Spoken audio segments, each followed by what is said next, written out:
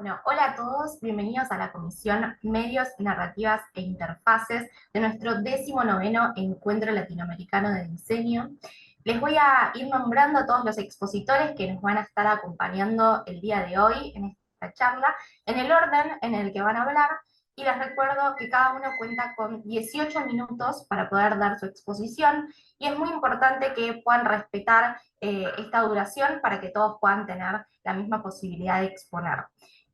Les voy a comentar el orden. Entonces, en primer lugar, va a estar Ramiro Navarro Díaz dando su charla Aproximaciones sobre transformación de los medios de comunicación en la era digital. En segundo lugar, va a exponer Jorge González dando su charla Interacción narrativa, estrategia de participación activa. Luego va a exponer Daniel Martínez Molques dando su charla La influencia del medio en la activación del receptor como narrador. Luego va a estar Gustavo Reyes con su charla La interfaz como un personaje. Y por último va a exponer Camilo Vázquez Ulasiuk con su charla Cómo construir arquetipos y no morir en el intento. En el caso de que tengan alguna pregunta, alguna consulta durante la charla para alguno de los expositores, lo pueden dejar volcado directamente en el chat del Zoom, y en la última media hora de la charla vamos a estar haciendo una tanda de preguntas y respuestas, así que cada expositor va a poder explayarse un poco más sobre algún tema que necesite profundizar. Les recuerdo también que la grabación de todas las comisiones van a estar disponibles a partir del 2 de septiembre en nuestro canal de YouTube que se llama Conferencias DC. Así que bueno, vamos a dar inicio a la exposición y vamos a comenzar, como dije hace un ratito, con Ramiro. No sé si ya estás disponible como para compartir. Estoy. Perfecto, perfecto. Bien, cuando gustes puedes comenzar. Bueno, ahí se ve todo bien, ¿no? Ahí está apareciendo, ahí perfecto, bien.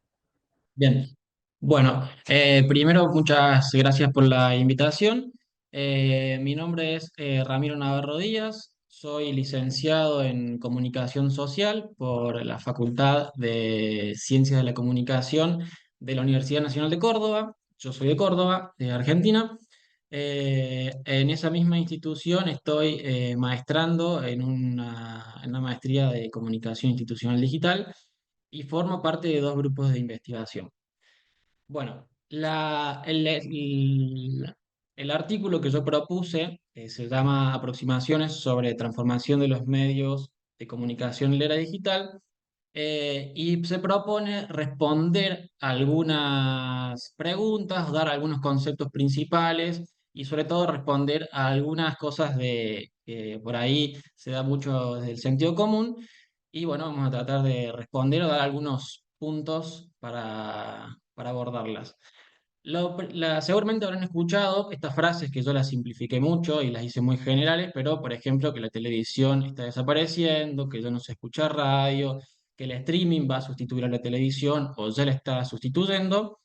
Y lo que propongo para este tipo de análisis es, y tomo una cita de McLuhan en su libro Comprender los medios, que es que decía que en cuestiones tecnológicas, demasiado a menudo un punto de vista moral sustituye la comprensión.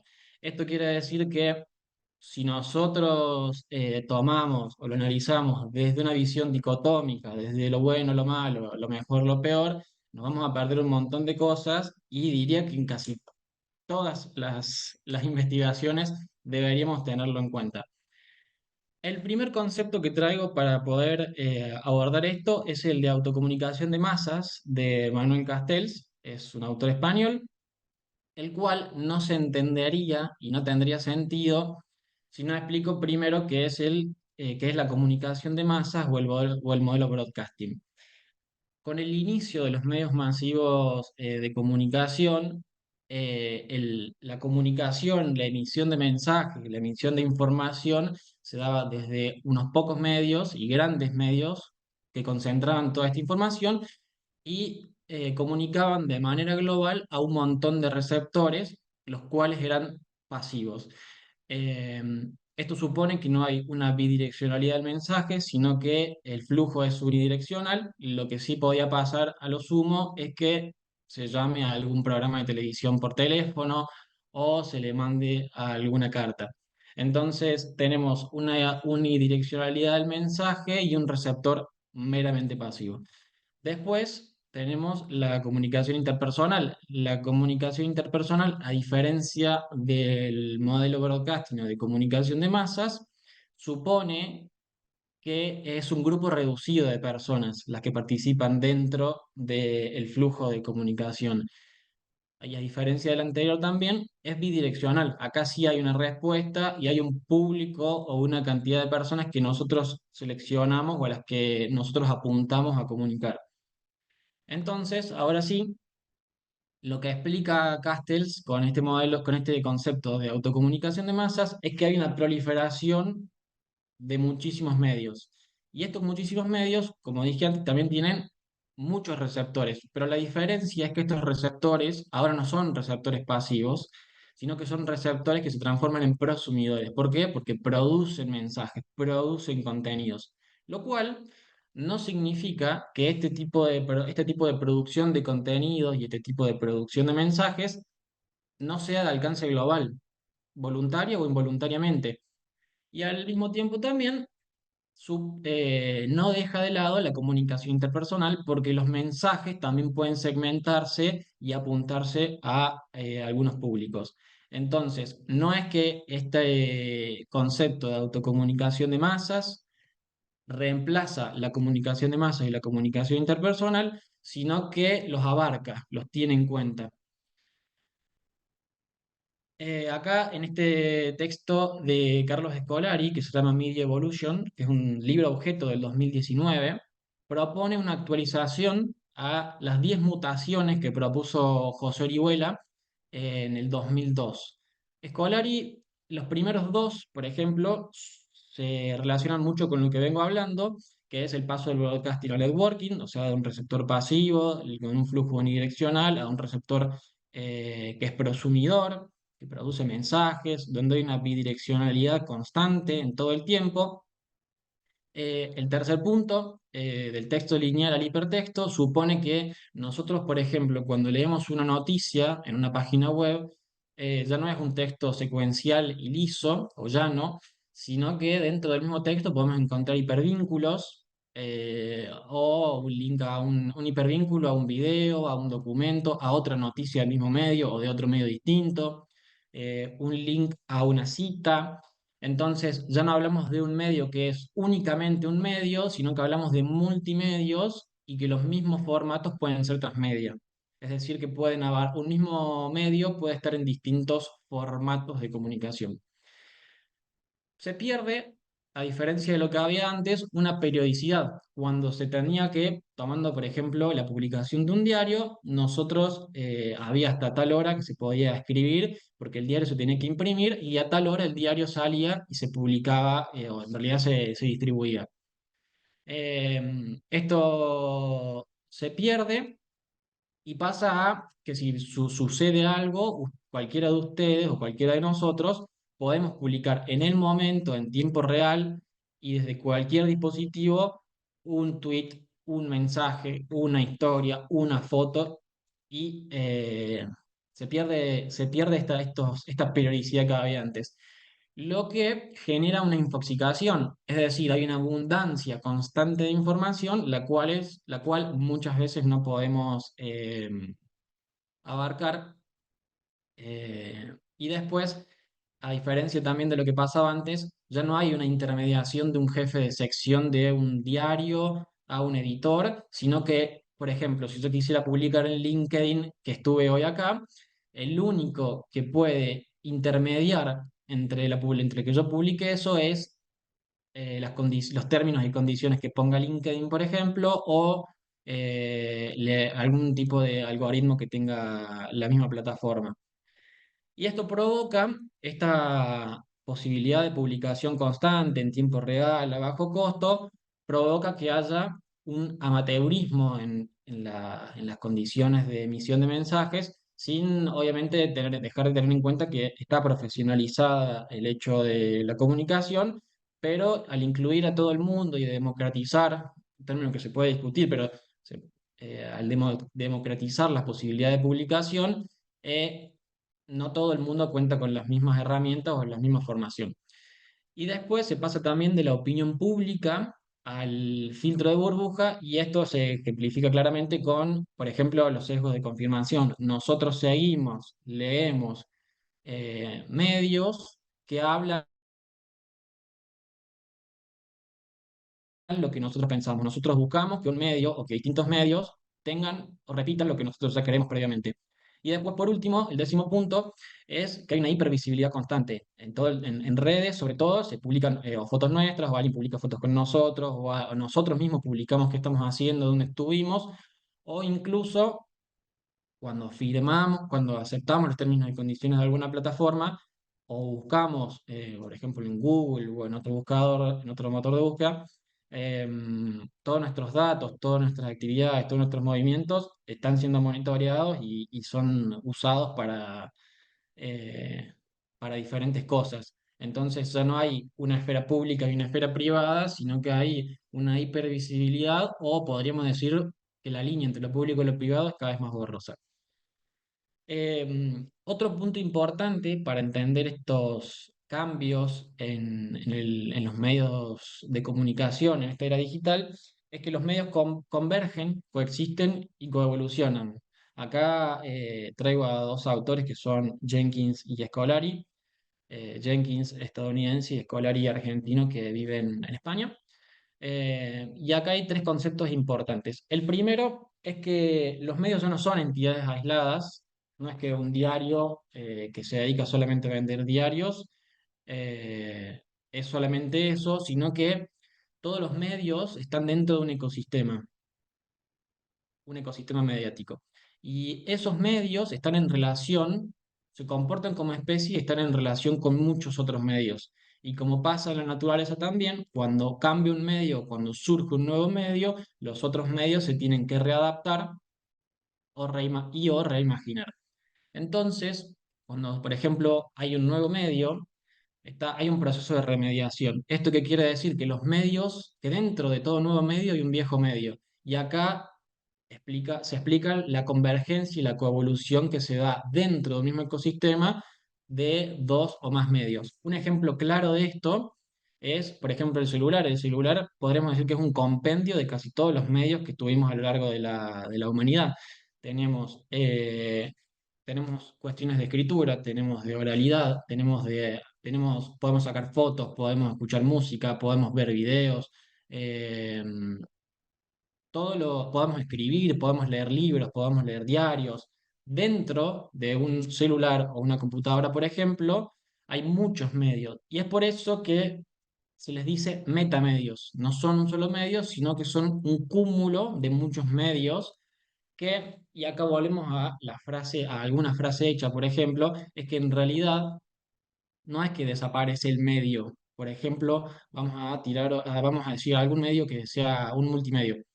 Ese multimedio que antes distribuía o informaba solamente mediante el soporte papel, ese medio también seguramente, si es que sigue teniendo papel, distribuye por su página web, por su Instagram, por su Twitter, por cualquier otra red social. Entonces, lo que desaparece no es el medio, sino que es el soporte o la tecnología de distribución. Y entendemos por tecnología de distribución a tecnología a todo aquello que todo aquello que surgió post el nacimiento de cada persona. Por ende, el, el- el concepto de tecnología es distinto a cada persona, pero lo importante de remarcar en esto es que lo que desaparece no es el medio, sino la tecnología de distribución de ese medio. Nosotros antes, por ejemplo, haciendo una simplificación de la historia de la música, y hay que tener en cuenta que cuando historizamos sobre medios, no son nunca lineales y secuenciales, sino que cada medio entre sí evoluciona, coevoluciona, converge y da lugar a nuevos medios, teniendo en cuenta los anteriores.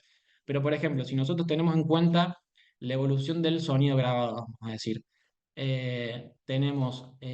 simplificándolo, ¿no? Tenemos el tocadisco, antes se escuchaba música por tocadisco, después, por ejemplo, con el MP3, y ahora llegamos a escuchar música por el celular, por ejemplo. El sonido, que sería el medio, sigue siendo el mismo, lo que cambian son los artefactos, las tecnologías de distribución de ese medio.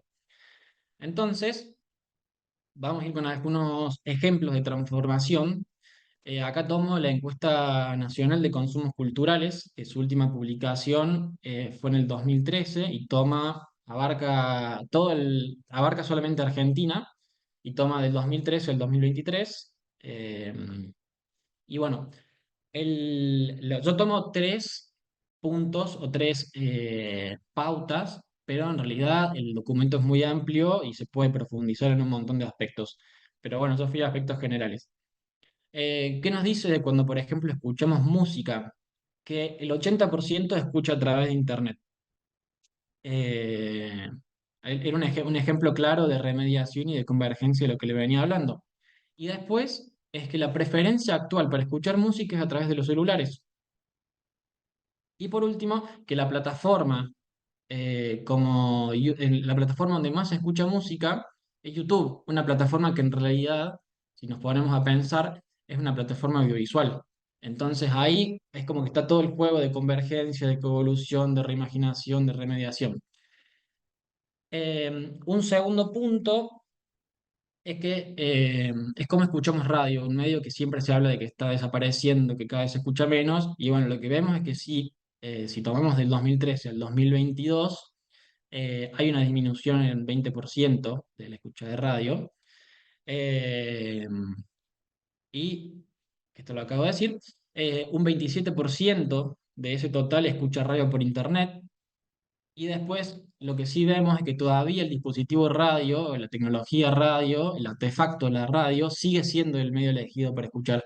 Por ahí en áreas metropolitanas podríamos pensar que no, habría que verlo, pero este estudio toma todo el país.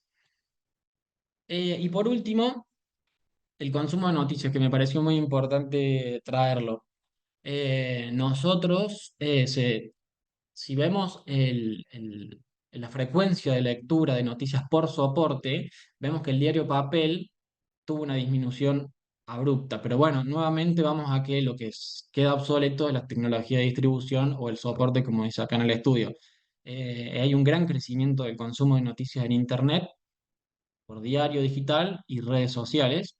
Después, el 58% lee las noticias a través del celular y el medio como preferencia es el celular para leer noticias. Eh, y acá lo traigo como un tercer y último punto, es que me pareció como que contrastaba mucho, es que solamente el 18% dijo haber leído revistas en el último año, revistas físicas obviamente, y solamente el 1% estaba suscrito o suscripta a una nueva revista digital, a una revista digital. Eh, no sé cómo estamos de tiempo, Rosario, pero bueno, no me quiero pasar, así Ah, estamos que, bien, estamos bien. Te quedan 2 minutitos. bueno, sí, sí, pero acá termino. Muchas gracias por la invitación. Doy paso al que sigue. Bueno, muchas gracias Ramiro por toda la exposición, muy interesante y más que nada hoy en día que trabajamos mucho con la tecnología, así que te invito a que te puedas quedar hasta el final de la charla, que seguramente va a haber alguna pregunta para vos, y también a que puedas dejar tus datos de contacto en el chat, eh, para que en el caso de que alguna persona esté interesada en conocer más sobre tu investigación y todo lo que estuviste comentando, también te pueda contactar por ese medio. Pero bueno, muchas gracias. No. Bueno, vamos a continuar con el próximo expositor, que en este caso es Jorge González, que veo que ya está por ahí preparado. Y les voy a hacer un pequeño comentario antes de pasar al siguiente expositor, eh, que es que hasta el 12 de agosto pueden participar del Premio de la Ilustración Latinoamericana 2024. Es nuestra 18ª edición, que se llama Impulso Latino, así que mi compañero en el chat les va a estar dejando todos los datos. La página es palermo.edu/concurso ilustración, así que bueno, ahí lo pueden ver en el chat. Así que bueno, Jorge, cuando vos quieras puedes comenzar con tus minutos. Vale, Rosario, muchas gracias. Permíteme comparto pantalla.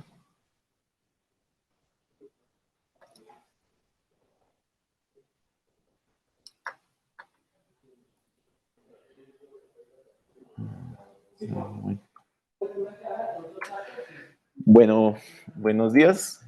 Dándoles muchas gracias a la Universidad de Palermo por hacernos esta invitación y abrir este espacio para compartir parte del proceso de investigación que venimos desarrollando junto con otros profesores investigadores en la Universidad Piloto de Colombia. Me permito simplemente como relacionar sus nombres. Está el profe Carlos Vargas, el profesor Daniel Martínez, el profesor Freddy Niño y el profesor Rodrigo Lomán.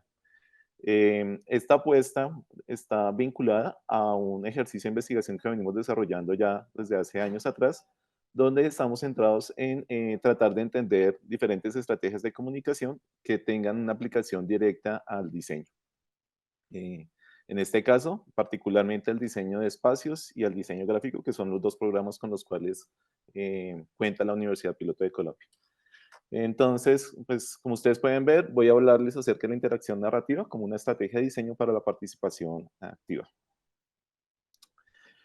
Las interacciones narrativas, digamos que es un concepto un poco que surge a partir de la hibridación de estos dos conceptos, ¿cierto? El de la interacción y de la narrativa, que están buscando precisamente tratar de explorar nuevas posibilidades de activación del medio.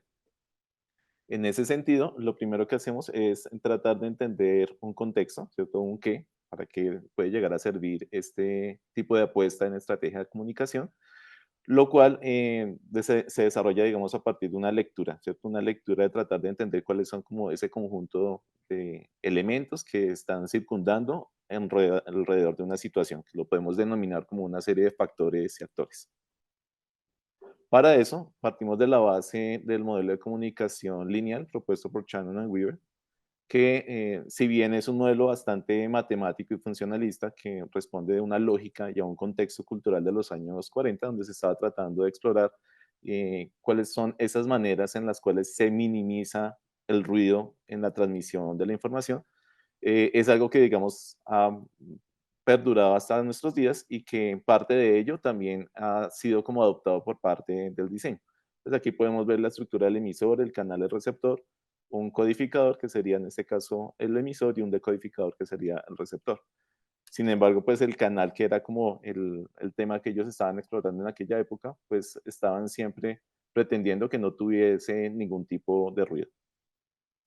Ya si lo hablamos desde el caso, desde el diseño, ¿sí? Digamos que aquí ya no estaría como tan centrado en la transmisión de la información, sino en tratar de articular una serie de intenciones que motivan al diseñador a desarrollar cualquier apuesta visual, objetual o espacial. Esas apuestas, digamos, se denominan particularmente como el medio, ¿cierto? Como el recurso que utiliza el diseñador para poder transmitir un mensaje. En ese caso, el diseñador pareciese que tiene, digamos, toda la potestad para poder codificar mensajes a través de formas, a través de elementos funcionales y a través de realidades contextuales. No obstante, se trata como de desconocer un poco el grado de percepción o de conocimiento que puede llegar a adquirir el usuario a través de las experiencias de uso.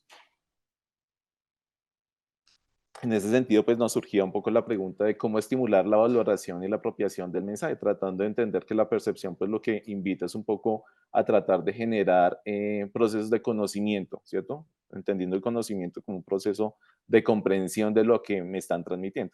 En ese sentido, digamos, como que se parte de la base que la valoración y la apropiación pueden llegar a ser esos recursos utilizados por el diseñador para poder estimular en el usuario, ¿cierto? Formas en las cuales él como que desdoble esos significados y pueda empezar a apropiarlos ya de una manera no simplemente funcionalista, como le pasa a la gran mayoría de los recursos desarrollados por los diseñadores, sino que empiece a posibilitar cosas que vayan más allá inclusive del mismo medio.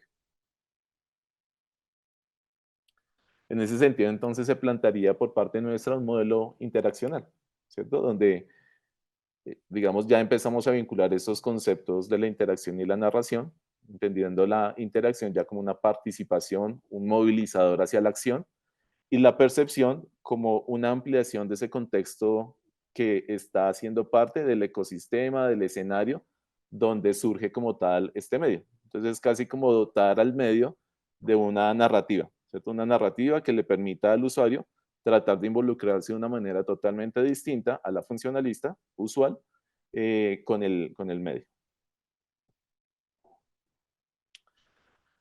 Entonces aquí pues ya podríamos llegar a estar estableciendo, digamos, como unas lógicas en las cuales la interacción trata como de acotar o cerrar un poquito como ese distanciamiento que existe entre el usuario y el canal, buscando que el receptor empiece a establecer nuevos grados de percepción, nuevos grados de conocimiento que van a estar mediados por procesos de racionamiento que, digamos, están un poco vinculados a los tipos de racionamiento usuales, que es el inductivo, el deductivo y el abductivo. El inductivo, digamos, estaría buscando la comprensión de los elementos significantes del mensaje como unidades narrativas. El deductivo ya estaría ejerciendo, digamos, como una acción hacia la persuasión y el abductivo hacia la explicación, pero es una explicación más, digamos, como orientada hacia la creación, ¿cierto? Como tratando de empoderar al usuario a tratar de incidir sobre el medio en un acto reflexivo que va, vuelvo y repito, muchísimo más allá de la condición material o visual que puede llegar a tener como tal el acto de diseño. En ese sentido, digamos, como que aparece un concepto que retomamos de la profesora Vilchis, ¿cierto? Que nos habla acerca de los estados de mediación como un elemento que permite activar el medio. Esto en el sentido de tratar de entender que el medio puede llegar a quedarse muy corto, ¿cierto? Muy vacío en términos de cómo poder llevar ese mensaje a una posible extensión o ampliación de sus posibilidades comunicacionales en el receptor. Entonces hablamos como una mediación, como una estrategia que permite activar lo que el medio está comunicando. Y por eso, pues podríamos llegar a generar una conjetura en la cual el receptor puede empezar casi que a incidir en nuevos estados de, digamos, como de desarrollo o de diseño del medio. Eso podría entenderse como una retroalimentación, pero aquí estamos casi como empoderando al usuario a ser un creador. Entonces la pregunta aquí que nos surgió era cómo diseñar una estrategia basada en estos conceptos de la interacción narrativa.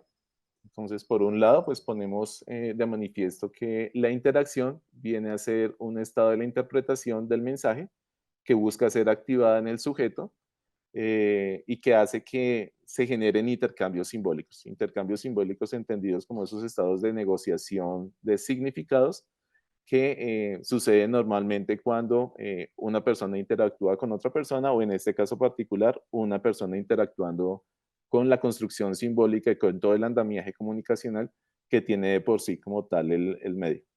Esto buscando pues la construcción de una experiencia significativa, ¿cierto? Que realmente como que las personas puedan llegar a entender que el medio pues no es simplemente un elemento funcionalista, sino que es algo que trasciende en el plano material y va, digamos, un poquito como al plano de las ideas.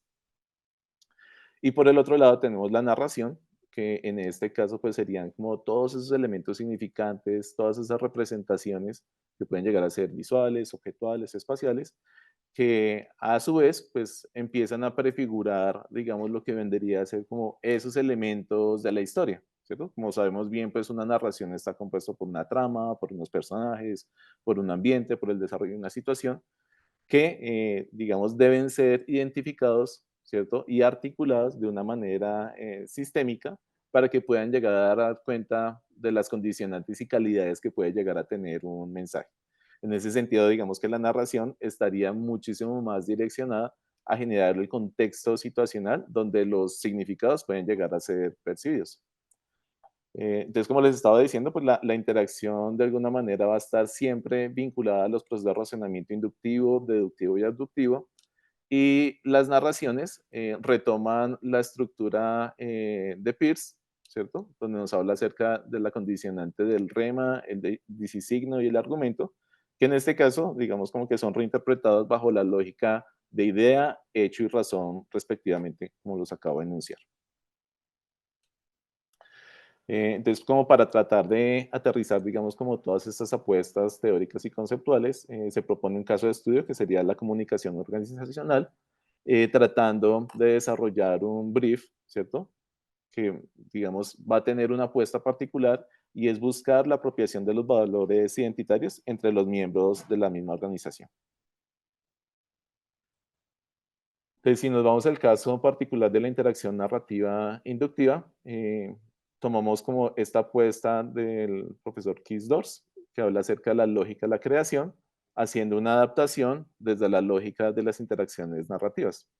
El profesor nos propone, digamos, bajo una estructura casi como en forma de ecuación, ¿cierto? Un qué, un cómo y un resultado. En el caso del apartado de lo inductivo, que como les estaba diciendo, pues busca a partir de elementos particulares generar conclusiones generales, se genera como incógnita las interacciones, es decir, que lo que yo puedo llegar a reconocer en una situación de interacción inductiva es que tengo conocimiento de los elementos narrativos.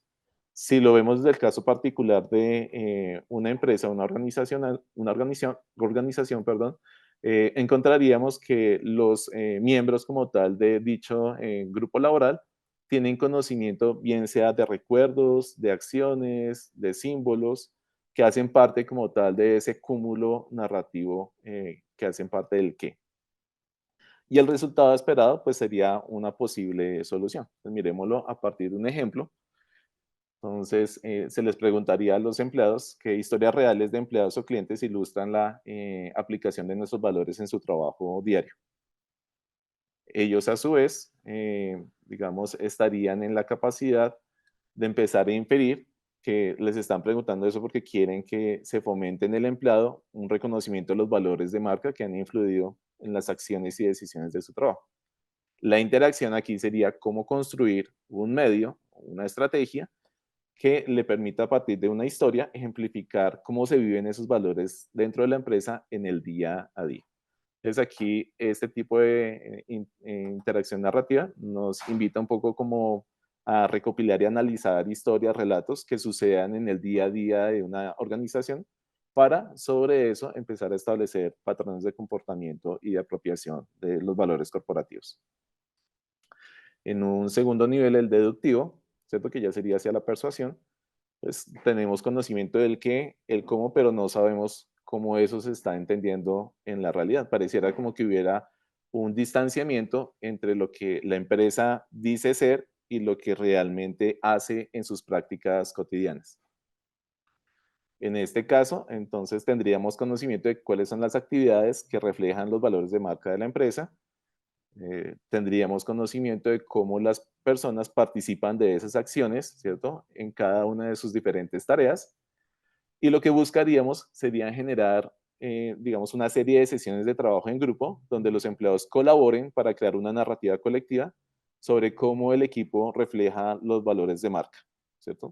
Que sería como una relación entre lo que está la empresa diciendo que ellos son y lo que verdaderamente están diciendo los miembros, están haciendo, perdón, los miembros del grupo de trabajo en sus prácticas cotidianas.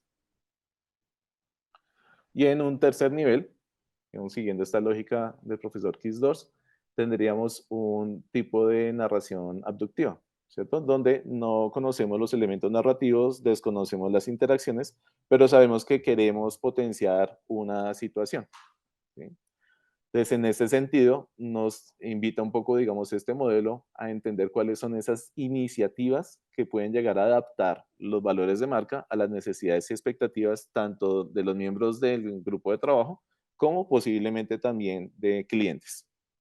Nos invitaría también a tratar de entender cómo ajustar esos valores de marca para que encajen en una situación actual y para eso se desarrollaría una historia basada en hechos, datos que ilustren la aplicación de los valores en un contexto específico.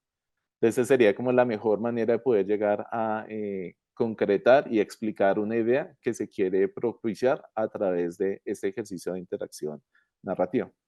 En ese sentido, digamos como ya para hacer un cierre, lo que se está pretendiendo con esta estructura de la estrategia de diseño a través de la participación activa mediada por las interacciones narrativas es buscar transformar experiencias y datos en relatos significativos, facilitando la comprensión y la conexión emocional con las personas. Creemos que de alguna manera el sujeto, en este caso denominado usuario o receptor, puede llegar a tener roles de preceptor, es decir, de configurador de cómo se pueden llegar a generar estados de mediación o de apropiación del medio, pero también puede llegar a ser alguien que pueda de alguna manera generar esos indicios de cómo desarrollar nuevas posibilidades del medio que pueden ser no usuales a los que normalmente el diseñador está acostumbrado a determinar. Sería todo eso por ahora. Muchas gracias.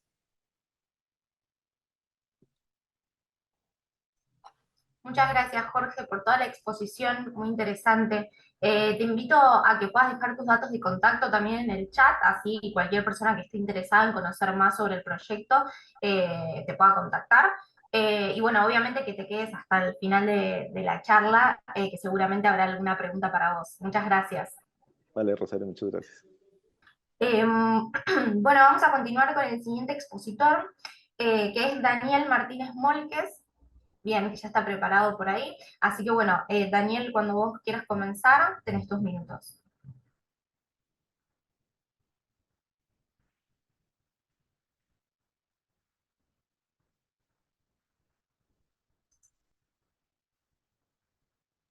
Hola, ¿ahí están viendo mi presentación?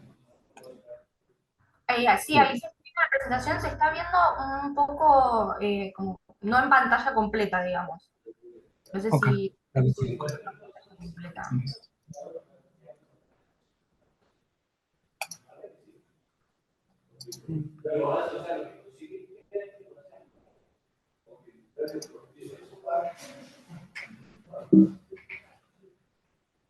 ¿Ahí sí la están viendo? Hasta ahora se ve la pantalla. Se ve pantalla negra.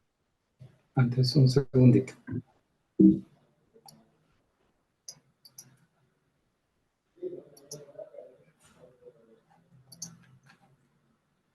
Vuelvo a compartir.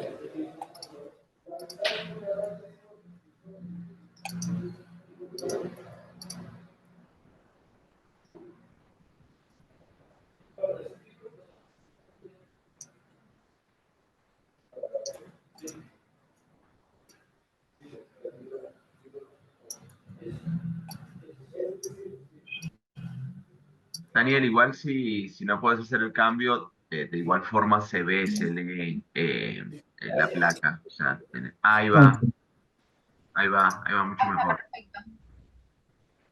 eso, creo que ya. Perfecto. ¿Ahí me escuchan? Sí, Sí, Listo, entonces ahí inicio.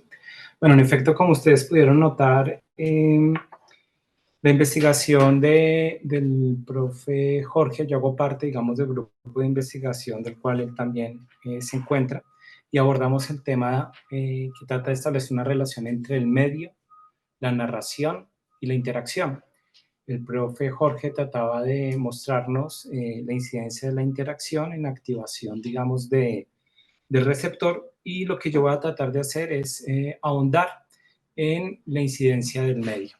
Por tanto, la ponencia que les traigo aborda ese tema y la titulo La influencia del medio en la activación del receptor en narrador.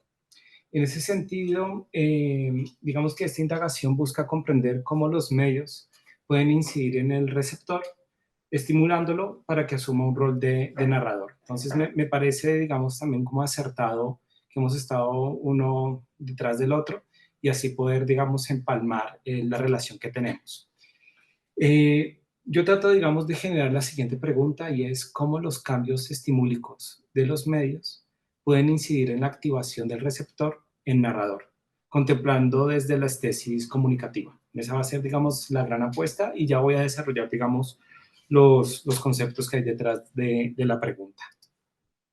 Entonces, de igual manera, parto de conocer o de analizar estos elementos básicos de la comunicación.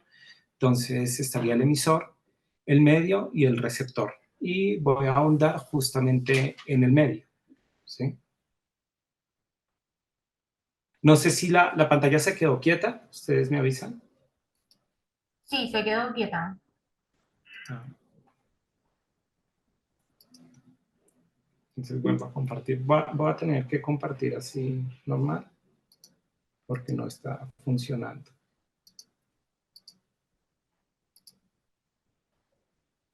Ah, ¿ya la están viendo? Sí. Listo.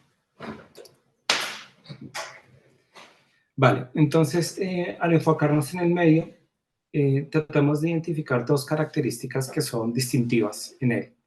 Por un lado, voy a tratar de reconocer que existe el contenido, esto es, el mensaje que busca transmitir, y por otro lado, algo muy importante que es su forma, que se refiere a la manera en que se transmite dicho mensaje. Y digamos que eso nos llevaría a plantearnos dos preguntas que me parecen claves sobre el medio. Por un lado, ¿qué transmite? Esto se refiere justamente al contenido que transmite, que si lo ponemos en diálogo con lo que manejaba el profe Jorge es la narrativa, y la otra es cómo lo transmite, que se refiere específicamente a la forma, ¿sí? Es importante destacar que el contenido del medio y su forma desempeñan, digamos, un rol fundamental en el proceso comunicativo. El contenido busca transmitir el mensaje específico, mientras que la forma influye en la manera en que dicho mensaje es percibido y comprendido por el receptor, ¿sí? Entonces, creo que aquí también hay una apuesta para tratar de reconocer la incidencia de la forma del medio, ¿sí? Y cómo la forma del medio posibilita la alteración de este receptor, ¿sí? Desde una apuesta, desde las tesis. Voy a continuar empleando esta indagación al explorar cómo estas características del medio afectan la activación del receptor justamente en narrador, como lo he tratado, digamos, de mencionar.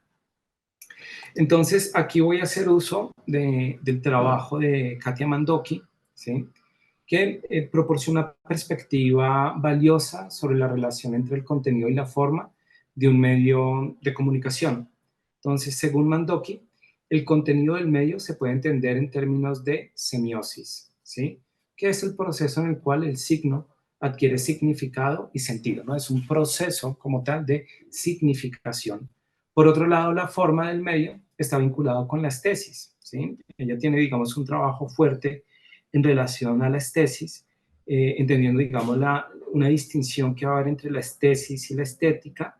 Cuando ella aborda, digamos, la propia noción de estesis, lo describe como un proceso que caracteriza a los organismos vivos. Acá no solamente están los humanos, están diferentes tipos de organismos, que los abre al mundo y los predispone hacia lo sensorial. Entonces acá hay una apuesta muy fuerte en cómo los estímulos que vienen del exterior llegan a nosotros, los seres vivos, y generan una apertura. Esa apertura posibilita, digamos, que ese mensaje pueda, digamos, ser transmitido.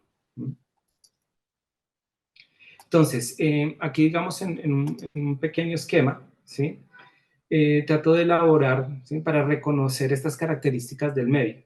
Entonces, si tratamos de ver, se presenta el contenido asociado con la semiosis en el círculo interno. Entonces, es como si ese contenido estuviera, pues, valga la redundancia, contenido dentro del mensaje, ¿sí? Ese contenido del medio se estructura como una narración dirigida a un posible receptor, y por otro lado, en el círculo externo se encuentra la forma del medio, asociada con la estesis. Esta forma genera una apertura sensible, ¿sí?, al contenido al estimular los sentidos, con la función de seducir al receptor. Entonces, en algún sentido, para mí es muy importante dejar claro lo siguiente: cuando abordamos el medio, pues a veces hacemos bastante énfasis en el mensaje, pero de pronto se descuida a veces la forma del mensaje y la incidencia de la forma en el mensaje para lograr una apertura del receptor bajo la sensibilidad, ¿sí? Bajo una apuesta, digamos, de cómo se seduce al receptor. En ese sentido, si volvemos a estos elementos comunicativos que había referido anteriormente, el medio se encuentra entre el emisor y el receptor, ¿sí? Se propone revisar si al generar cambios en el contenido y sobre todo en su forma, es posible alterar la interacción del receptor, activándolo como un narrador capaz de intervenir en los contenidos generados por el emisor.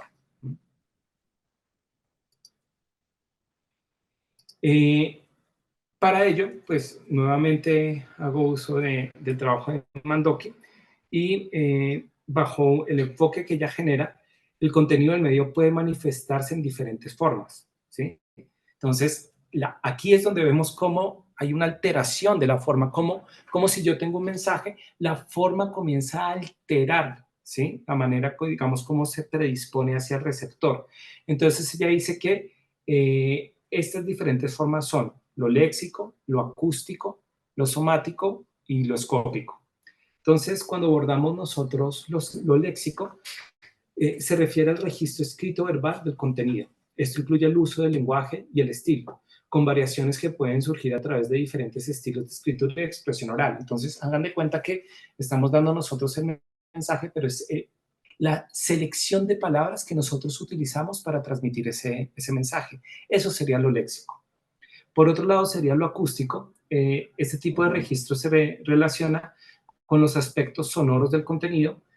Por ejemplo, pueden haber variaciones en el volumen, el timbre, puede ser también la textura de la voz, ¿sí? Son ejemplos de cómo se puede manifestar el contenido acústico. Entonces, se dan cuenta que yo puedo seleccionar unas palabras, pero depende del acento que haga, altero, digamos, lo que estoy transmitiendo, el sentido que estoy transmitiendo, ¿sí? El énfasis que quiero dar. Por otro lado, tenemos lo somático. Acá, digamos, se hace referencia al registro corporal del contenido.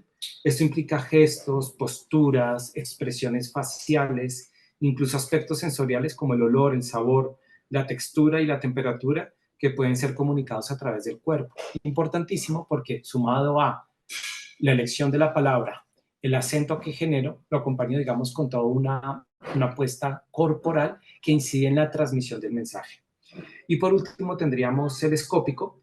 Se trata del registro visual y espacial, y es interesante como acá lo escópico reúne, ¿sí? No hace una distinción entre lo visual y lo espacial, sino que están en conjunto.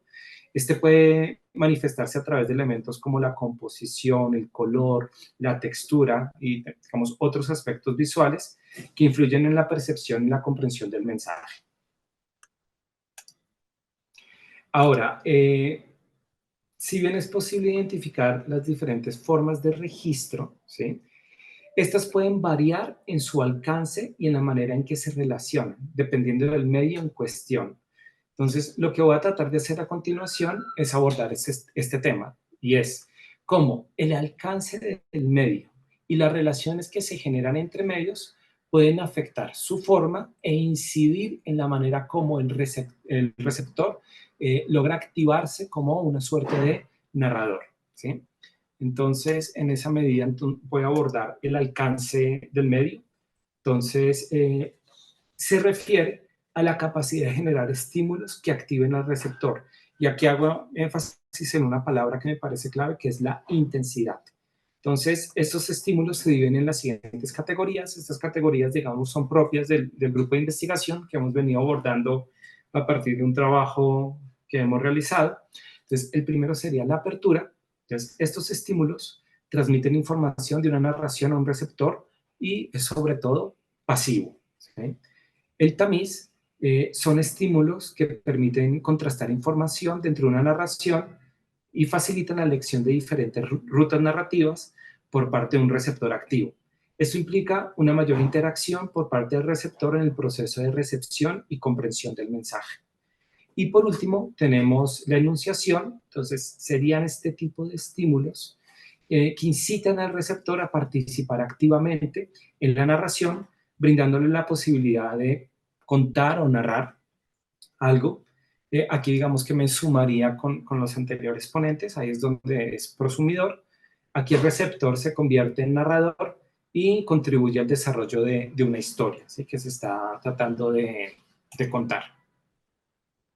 Por otro lado, la relación entre medios establece los vínculos que pueden existir entre diferentes tipos de medios en función del contenido narrativo que se expone. Esta relación, pues, la trato de dividir bajo las siguientes categorías. Estaría primero que todo la medial, se refiere al desarrollo de una narración que se genera en un medio particular. Aquí la historia se desarrolla exclusivamente en un medio específico. Entonces, es como el contenido, la narración está fijada en un medio particular. El multimedial, en este caso la narración de una misma historia, se presenta a través de diferentes medios. Esto permite una experiencia narrativa más rica y variada, ¿no? Yo puedo tener diferentes medios que me están contando, digamos, un mismo contenido. Y por último, el transmedial Este término se aplica cuando se utilizan múltiples medios para contar una narración expandida, manteniendo una independencia narrativa. La historia se desarrolla a través de diferentes medios, pero cada medio contribuye de manera única a la, digamos, a la narrativa general, ¿sí? Bien, lo siguiente que voy a tratar de hacer es tratar de relacionar los alcances del medio y la relación del medio para tratar, digamos, de generar una apuesta, si se quiere, de reconocer como un diagnóstico de diferentes tipos de medio según, digamos, la necesidad o el interés comunicativo y ver, digamos, la posibilidad en dónde y cómo ese receptor se puede tornar en un narrador jugando justamente con los estímulos. Entonces, lo que voy a tratar de hacer es como cruzar, entonces para que ustedes traten de dar cuenta, estaría cruzando la apertura con lo medial, lo multimedial y lo transmedial, ¿sí? Entonces, lo primero que encontraríamos es como este tipo de medio que trato de denominar como centrado. Representa la comunicación lineal, donde la información puede ser precisa y directa. Esto puede estar relacionado con el alcance del medio de apertura, donde la comunicación es unidireccional y el receptor es pasivo en su recepción. El estudio del medio se puede hacer bajo los siguientes elementos, ¿no? Que sería un poco lo que venía mencionando, el léxico, en el uso de la palabra, el acústico, el uso del sonido, el somático, el uso del cuerpo, y el escópico, que sería, digamos, el uso de esa relación entre imagen y espacio. Por otro lado, tendríamos el descentralizado. Aquí vemos una conexión entre el alcance del medio de apertura y el tipo de relación multimedial. Aquí digamos que la información se dispersa en diferentes medios, pero cada medio puede contener una parte de la narrativa completa. Y por último, ahí, perdón, dejé expandido, pero es cohesivo. Esta conexión entre apertura y transmedial refleja cómo una narrativa puede extenderse a través de diferentes medios, ampliando su alcance y profundidad. Esto permite que una historia o mensaje se desarrolle más allá de los límites de un solo medio. El paso siguiente sería el de, bueno, acá digamos que trato de reconocer el alcance de la apertura se caracteriza por mantener un vínculo unidireccional. Entonces, acá digamos se puede reconocer esa unidireccionalidad con el receptor, donde la información fluye de manera lineal y el receptor desempeña un papel pasivo, ¿sí? Indistintamente, digamos, que sea multimedial o transmedial.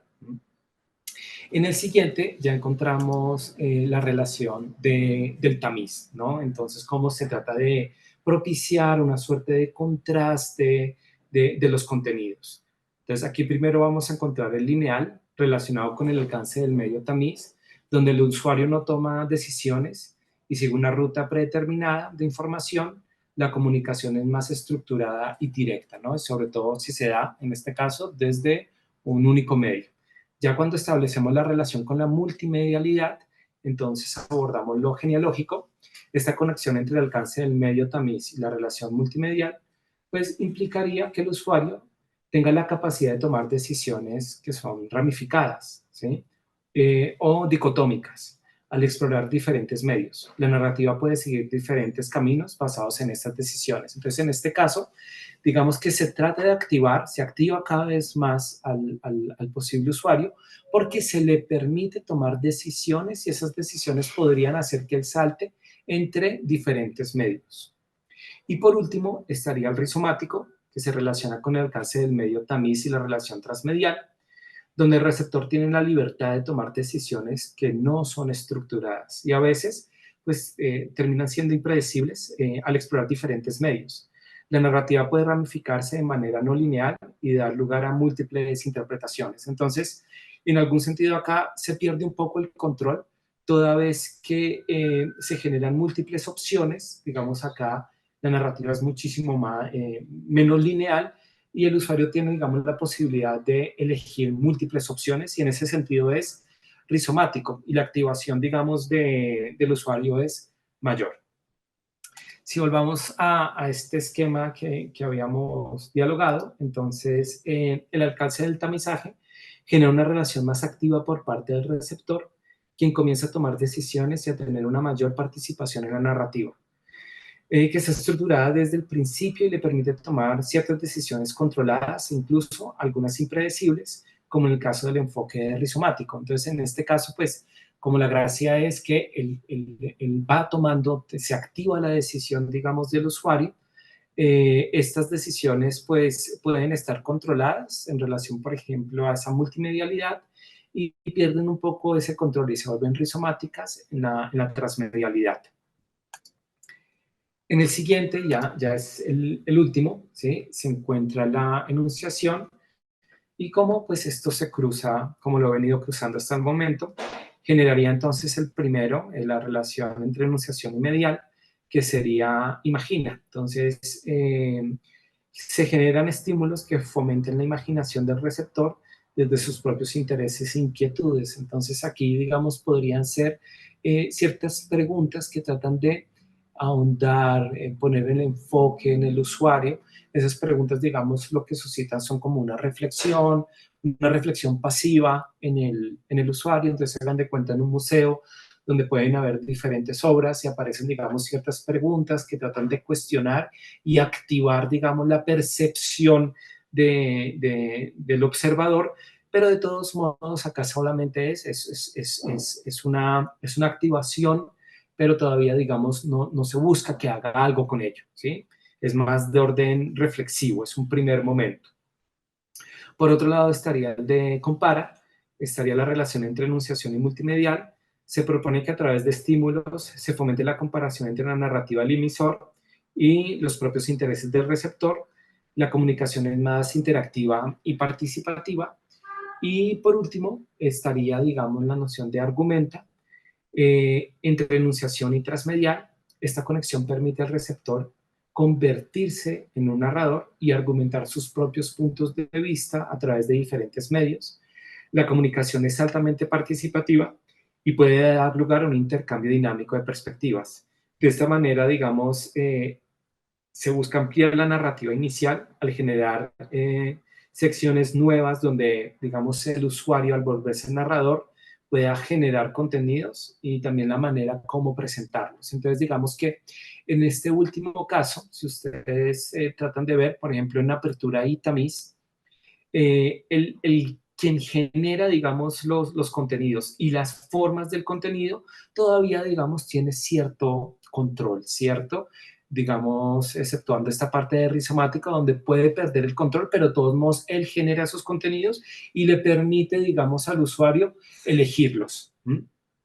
Pero la enunciación es diferente, porque la enunciación es el propio medio que está, digamos, suscitando la activación del usuario en transformarse en un narrador. Y aquí digamos que lo que se vuelve más importante es cómo el usuario logra, digamos, generar sus propios contenidos, pero también generar la forma del contenido, ¿sí? Que sería, digamos, ya en esta parte, digamos, de transmedialidad, donde la creación de esos contenidos por parte del usuario pueden o no sumarse, digamos, a la narrativa propuesta por el emisor, la pueden expandir, pueden, digamos, ser autocontenidas. Entonces acá se dan como múltiples posibilidades.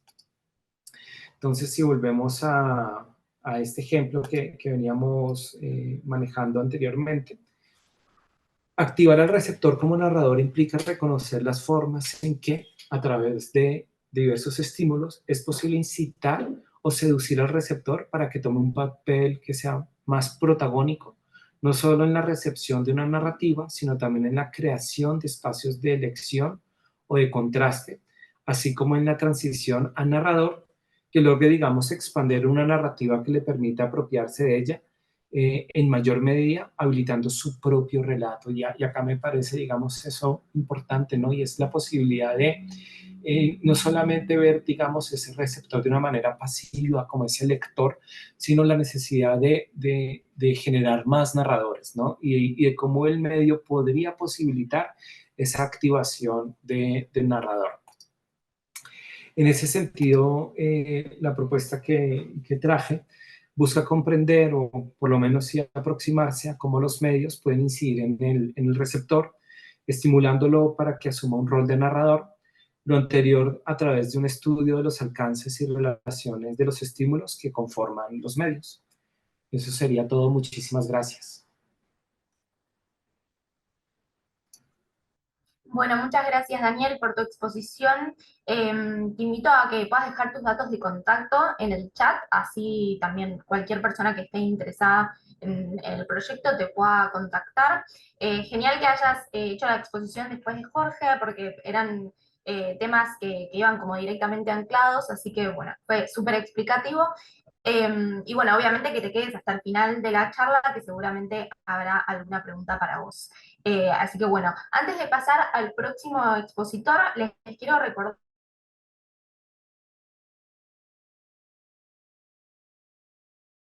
cargar sus certificados a partir del 12 de agosto en nuestra página de palermo.edu/semana. Ahí mi compañero lo va a dejar en el chat. Espero que me hayan podido escuchar porque justo me apareció que tenía internet inestable, pero bueno, igualmente si no, luego lo vuelvo a repetir. Bueno, vamos a continuar con el próximo expositor, que en este caso es Gustavo Reyes. No sé si estás por ahí. Aquí estoy, claro que sí. Genial. Bueno, cuando vos gustes, puedes comenzar con la exposición. Con mucho gusto. Un momento, por favor. ¿Me confirman si ya están viendo Sí, sí, mi se... pantalla? Perfecto. Bueno, bien. mi nombre, mi nombre es Gustavo Reyes. Me gusta que me digan Gus.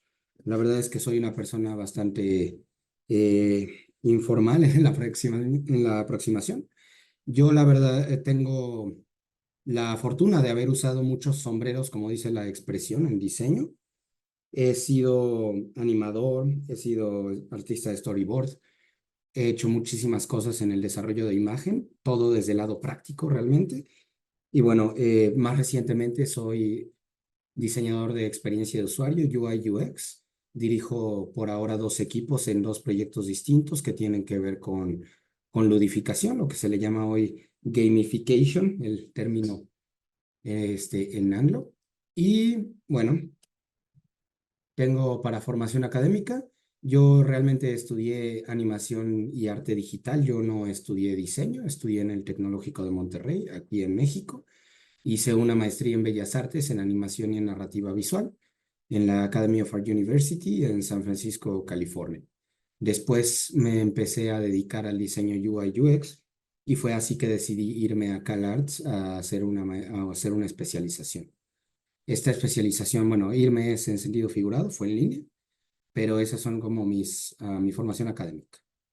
Entonces, esta charla va a ser mucho más en sentido de las cosas prácticas, en donde yo he visto que la narrativa, al ser tan importante en la psicología del ser humano, es muy importante en el diseño. No hay una sin la otra. Entonces, eh, es bueno que nosotros como diseñadores tengamos estas pautas siempre en cuenta, que tengamos esto siempre en la mente, y es que nuestro cerebro es una máquina que nunca se apaga, que siempre está haciendo asunciones. Cada que vemos algo, cada que vemos una acción, cada que escuchamos algo, cada que sentimos un estímulo, tenemos que hacer alguna deducción con respecto a esto.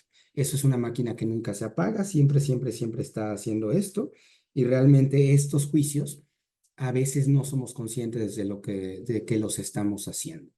Entonces, esto es una parte donde me gusta poner mucho el foco, decir que todos somos de hecho una máquina de hacer prejuicios y de llevarnos con ellos, conducirnos con ellos. Los únicos hombres sin prejuicios y sin deducciones previas fueron comidos hace mucho tiempo. ¿Por qué es importante esto de los juicios y de los prejuicios y de las deducciones? Nosotros como diseñadores tenemos que tomar esta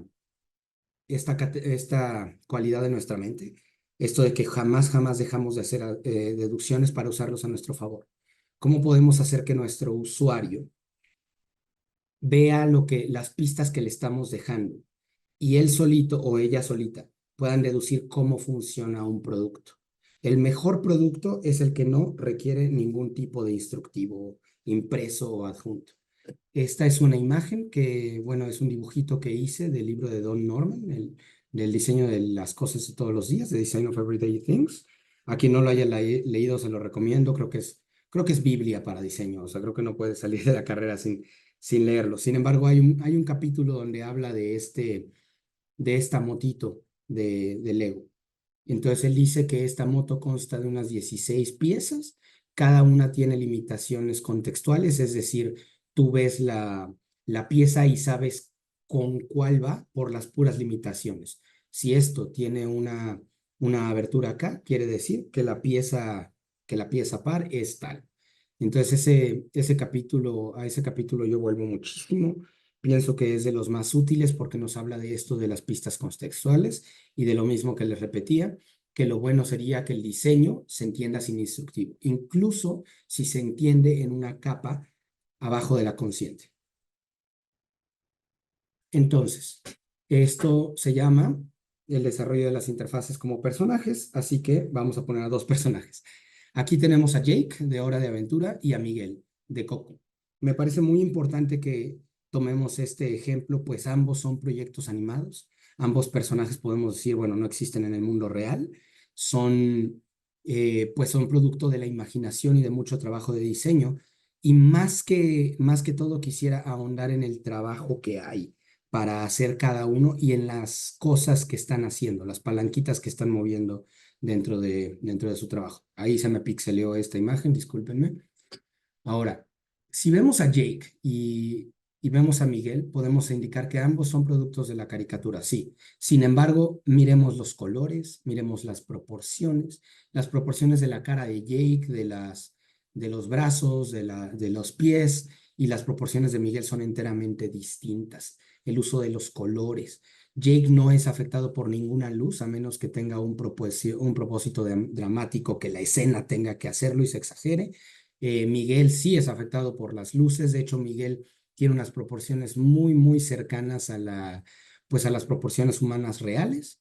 Entonces, si hablamos de por qué se han tomado estas decisiones, es porque desde el vamos, uno puede hacerse una idea de las cosas que puede hacer Jake con su cuerpo y de las cosas que puede hacer Miguel con el suyo y de las cosas o situaciones que les afectan. Jake es un personaje de caricatura tipo Bugs Bunny, tipo Mickey Mouse, Félix el Gato, que pueden estirarse, pueden sobrevivir a un yunque en la cabeza, pueden caerse de un edificio y no les pasa nada, incluso parecería que están hechos de plástico o de goma. Miguel, por el otro lado, sí es afectado por la física que lo rodea. Aquí tenemos una bellísima toma de él tocando la guitarra, vemos cómo le pesa, vemos cómo su cara refleja el disfrute de tocar la guitarra, es decir, es un personaje mucho más cercano a la humanidad. Y esto está hecho adrede para que nosotros nos podamos dar una idea de qué tipo de historias van a protagonizar. Mi regla favorita del diseño es que la función hace la forma. Ellos no están diseñados así, digamos, Jake no está diseñado así porque el autor no sepa dibujar un perro, sino están diseñados así porque tienen un propósito muy claro. Es una pieza de un engranaje mucho más complejo y lo que más me gusta del diseño de personajes es que pasa en una capa pues tan de abajo, no es una capa consciente, que nosotros ya hacemos deducciones de lo que pueden hacer los personajes sin siquiera notar. Ese es el peligro y la bondad del diseño, que podemos crear asunciones y podemos crear prejuicios. Es una gran responsabilidad. Y bueno, vamos a hablar de temas de personalidad. Esto es lo más académico que tengo en mi presentación, que es la presentación de sí mismo en la vida cotidiana del señor Erving Goffman. La verdad no estoy seguro de que lo pronuncie bien. Pero bueno, el señor Goffman es el creador de la microsociología y de hecho propone cosas que son importantísimas en el estudio de la narrativa, de la actuación. He leído tratados de gente que habla de la actuación y del método de Stanislavski y hablan de Goffman al mismo tiempo. Entonces, lo que yo quiero tomar de Goffman es su trabajo en la presentación de sí mismo en la vida cotidiana, porque él dice que toda acción es una obra de teatro. Toda interacción que tenemos con otro ser humano es una puesta en escena. Cuando interactuamos con alguien más, estamos jugando un papel. Estamos presentándonos al mundo como nosotros queremos ser percibidos por el otro. Estemos conscientes o no. Recordemos mucho eso, que todas las pistas que nosotros damos y las pistas que nosotros leemos se registran en los niveles consciente y subconsciente. Ahora, nosotros elegimos conscientemente la forma de ser, elegimos conscientemente la ropa que vamos a usar, el corte de cabello que vamos a tener, cómo vamos a lucir, incluso elegimos poco a poco nuestro léxico. Elegimos poco a poco las expresiones que nos gustan, vamos a hablar con malas palabras, vamos a hablar con más propiedad, vamos a ser más formales, más informales en el trato. Hay capas también un poquito más subconscientes o capas que no podemos evitar. Yo no puedo ocultar mi acento mexicano, no puedo ocultar mi acento pues ni siquiera de la parte de México que soy, ¿no? Al que tenga buen oído lo va a deducir. No puedo ocultar, no sé, mi color de piel, mi estatura. Todas estas cosas están dando deducciones. Sin embargo, todo esto que yo tengo, todo este conjunto con mi nombre, mi personalidad, las palabras que uso forman un personaje. A este personaje nos vamos nosotros acostumbrando y vamos creando ciertas expectativas del mismo. De nuevo, las expectativas que yo doy para presentar y las expectativas que ustedes reciben y reinterpretan, y a mí me dan esa traducción de lo que ustedes están interpretando, y a mí me da una traducción de cómo me perciben, y eso informa mis decisiones del personaje que estoy haciendo. Es realmente muy interesante el personaje que uno interpreta, porque es algo que no podemos evitar y todos lo estamos haciendo. Eso es lo que dice el señor Goffman. Ahora, aquí me esforcé en dibujar al mismo personaje en en algunas, con algunas vestimentas distintas, algunas decisiones conscientes distintas que habrá tomado. Como podemos ver, puede haber mucha variedad en cómo nos reinventamos. Es un experimento muy interesante el de repente llegar al otro día de la escuela, de traer, no sé, cuando uno es más joven, traer el pelo súper largo. Yo ya no puedo hacer eso, ya no crece. Y llegar al otro día completamente rapado, la gente hasta recula, se hace para atrás de, oh, no me esperaba ver esto, porque vivimos en sociedad. Es evolutivo el hecho de tener pistas que podamos reconocer y pistas que podamos tirar y arrojar para que la gente se dé una idea de quiénes somos nosotros. Y esas pistas pueden imbuir todo, pueden imbuir estatus, pueden imbuir cuán aproximable soy, cuán agradable soy, qué tan bien me va, qué tan exitoso, bla, bla, bla. Todo esto, podríamos hablar de esto todo el día. Pero bueno, quiero hablarles también de la capacidad que tenemos de abstracción. ¿Cómo podemos nosotros, a esto se le llama la pareidolia, que es la capacidad que tenemos todos los seres humanos de ver caras en absolutamente todo? El doctor Paul Ekman dice que es fundamental reconocer las emociones en el otro y es fundamental poder comunicar las emociones que nosotros sentimos a través de microexpresiones en la cara. Más vuelto famoso por el programa Lie to Me con Tim Roth. Y bueno, ¿a qué va todo esto? Estadísticamente a nadie de mi generación para abajo le gusta esta cara.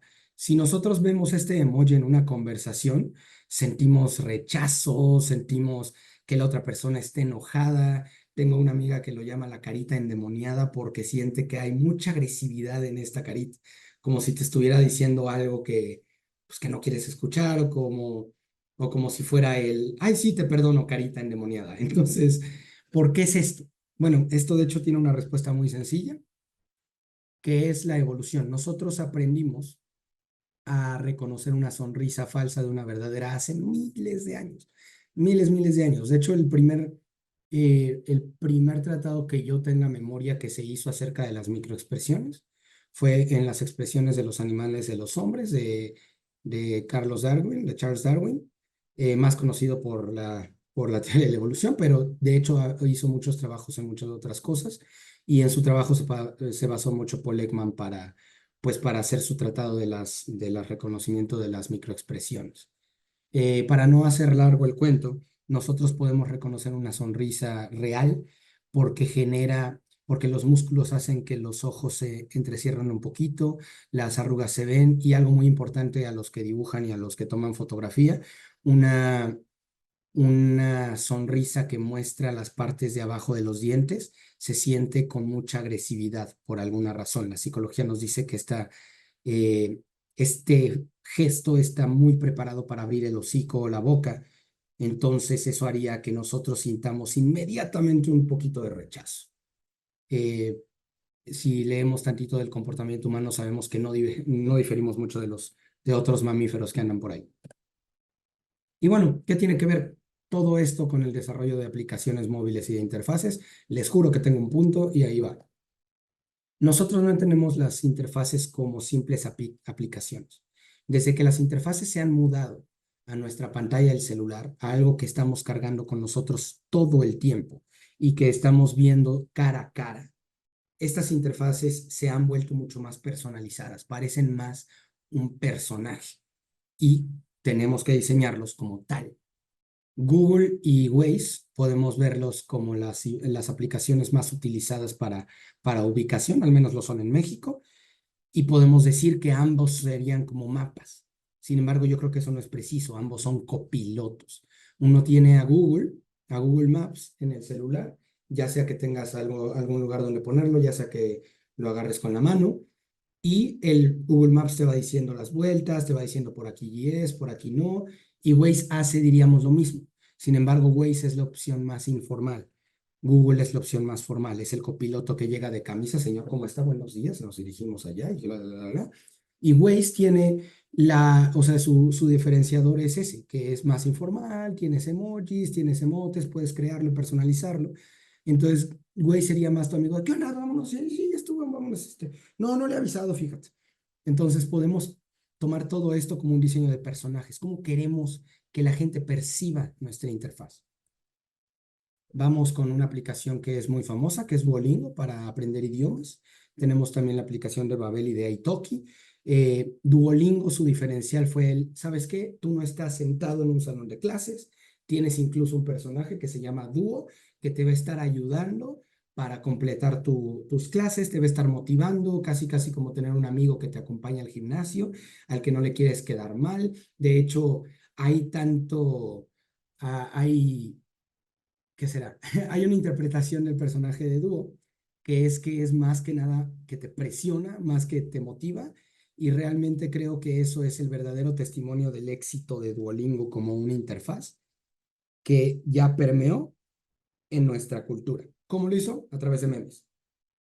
A mí me encantan los memes de Duolingo, creo que son muy divertidos y realmente, pues el meme es nuestra expresión social por naturaleza. Cualquiera puede hacer un meme y cualquiera se puede sentir identificado con un meme. Es por lo mismo que es como un testamento de que te ha ido bien. Entre más memes tengas, significa que perteneces más a la conversación de las personas. Como consideración adicional, sí, tendríamos que diseñar nuestra interfaz como un personaje. ¿Cómo queremos? ¿Cuál es la idea que queremos que la gente tenga de nuestra interfaz? Eso es fundamental. No podemos no responder esa pregunta. Y además de todo, nuestra interfaz tiene que servir como guía. Si va a hablar informalmente, si va a hablar formalmente, si va a hablar lo que sea.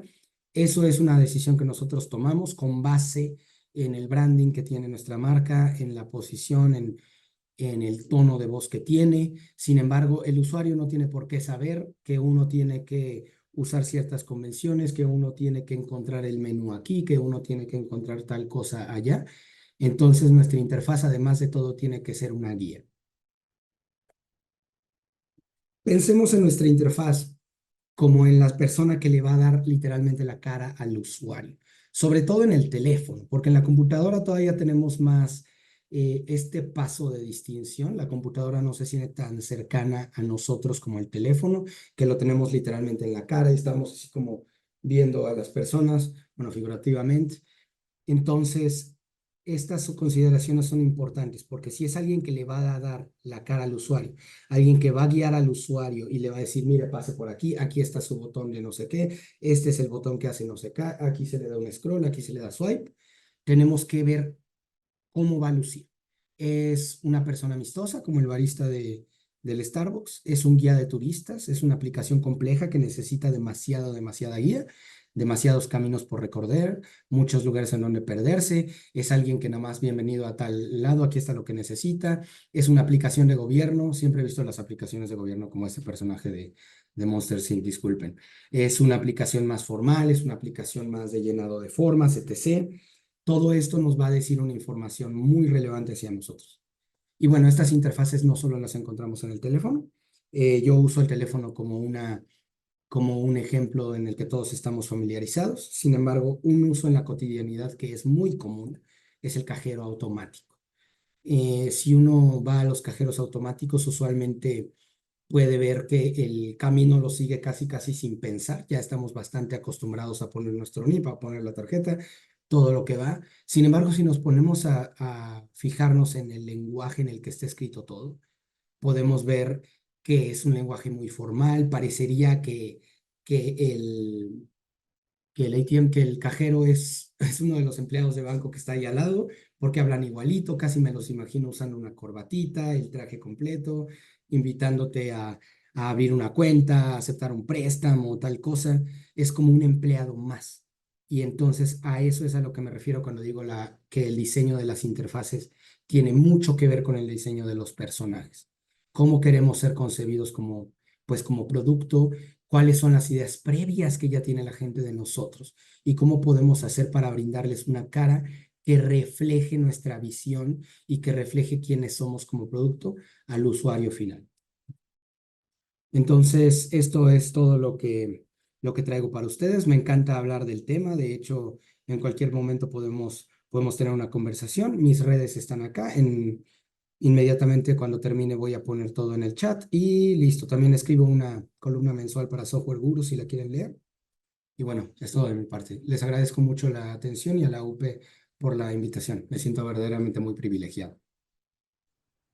Muchas gracias, Gustavo, por toda la exposición. La verdad, excelente cómo le fuiste dando forma a la idea de lo que querías comentar.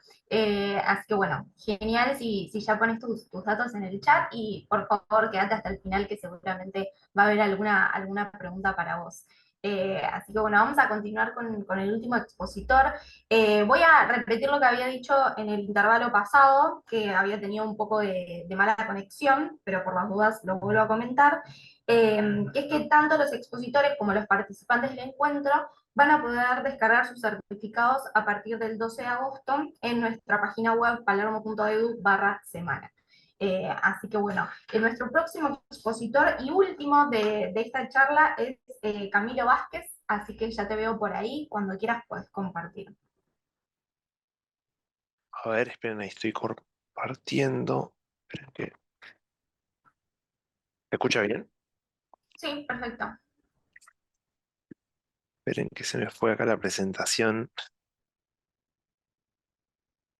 A ver, un segundo.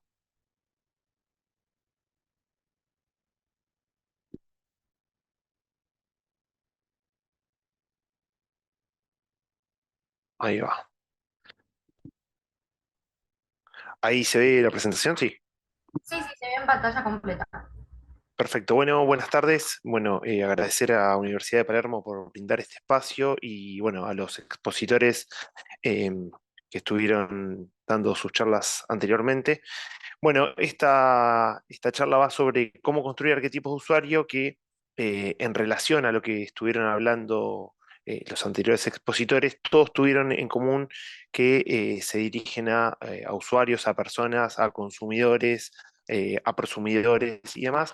Y bueno, acá es cómo encontrar a estas personas y cómo empezar a crear arquetipos de usuario que son, es una herramienta metodológica que la vamos a ir viendo a partir de toda la exposición.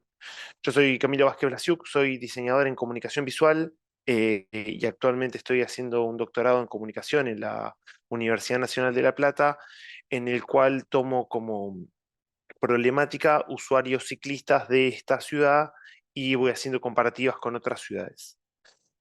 Bueno, ustedes se preguntarán, ¿qué son los arquetipos de usuario?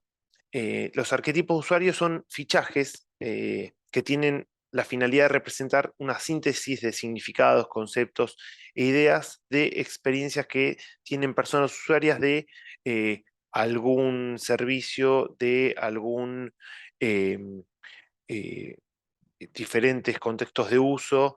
Y bueno, la idea es que estas construcciones se puedan ir realizando ignorando prejuicios y premisas subjetivas de quien lleva la investigación adelante. Ahora, ¿para qué sirven los arquetipos de usuario? Ustedes se preguntarán. Bueno, a ver, espera, ¿qué pasó?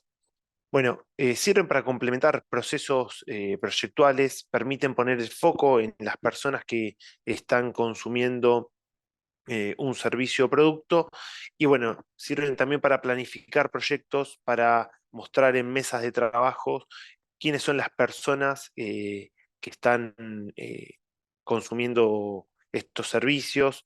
Sirven para focus group, para observar problemáticas reales que tienen las personas, simplificar la visualización de la información, y bueno, como mostrar un paneo de los usuarios de un servicio. Ahora, bueno, ¿cómo se construyen estos arquetipos de usuario? Bueno, es una combinación metodológica de técnicas cuantitativas y cualitativas que pueden ir modificándose. No es necesario utilizar las mismas técnicas para generar los mismos arquetipos. En este ejemplo que yo les voy a mostrar, utilicé encuestas, entrevistas, observaciones participantes y pasivas, pero bueno, se podrían utilizar otro tipo de metodologías. Em, para crear estos arquetipos generé un cuadro metodológico, territorio, frecuencias o Camilo, se te corta un poco el diferentes audio. variables. A ver si me tiró que tengo conexión inestable. Sí, para generar estos arquetipos utilicé estas metodologías que son encuestas, entrevistas y observaciones participantes y pasivas, en el cual a partir de diversos ejes, como son usuarios, territorio, movilidad y frecuencia, fui viendo diferentes variables. Por ejemplo, para observar la localización residencial que tienen estas personas, eso a través de encuestas y entrevistas lo pude ir viendo, o para ver lo que es la composición del hogar, em, a partir de lo que son observaciones, entrevistas, o para ver los rangos etarios a través de encuestas, entrevistas y observaciones, y fui desarrollando este cuadro que me iba permitiendo obtener información específica de estas personas a las que iba a generar en un futuro estos arquetipos de usuario. Bueno, el caso de estos arquetipos que desarrollé se crea acá en la ciudad de La Plata, que es una ciudad de la provincia de Buenos Aires, Argentina, la cual tiene tres sectores dentro de la ciudad, que una es el centro, que es una ciudad compacta y consolidada, que tiene un tercio de la población; una ciudad expandida y más consolidada, que es como una primera periferia, que también tiene otro tercio de la población; y una tercera ciudad, que es una ciudad más alejada, más periférica.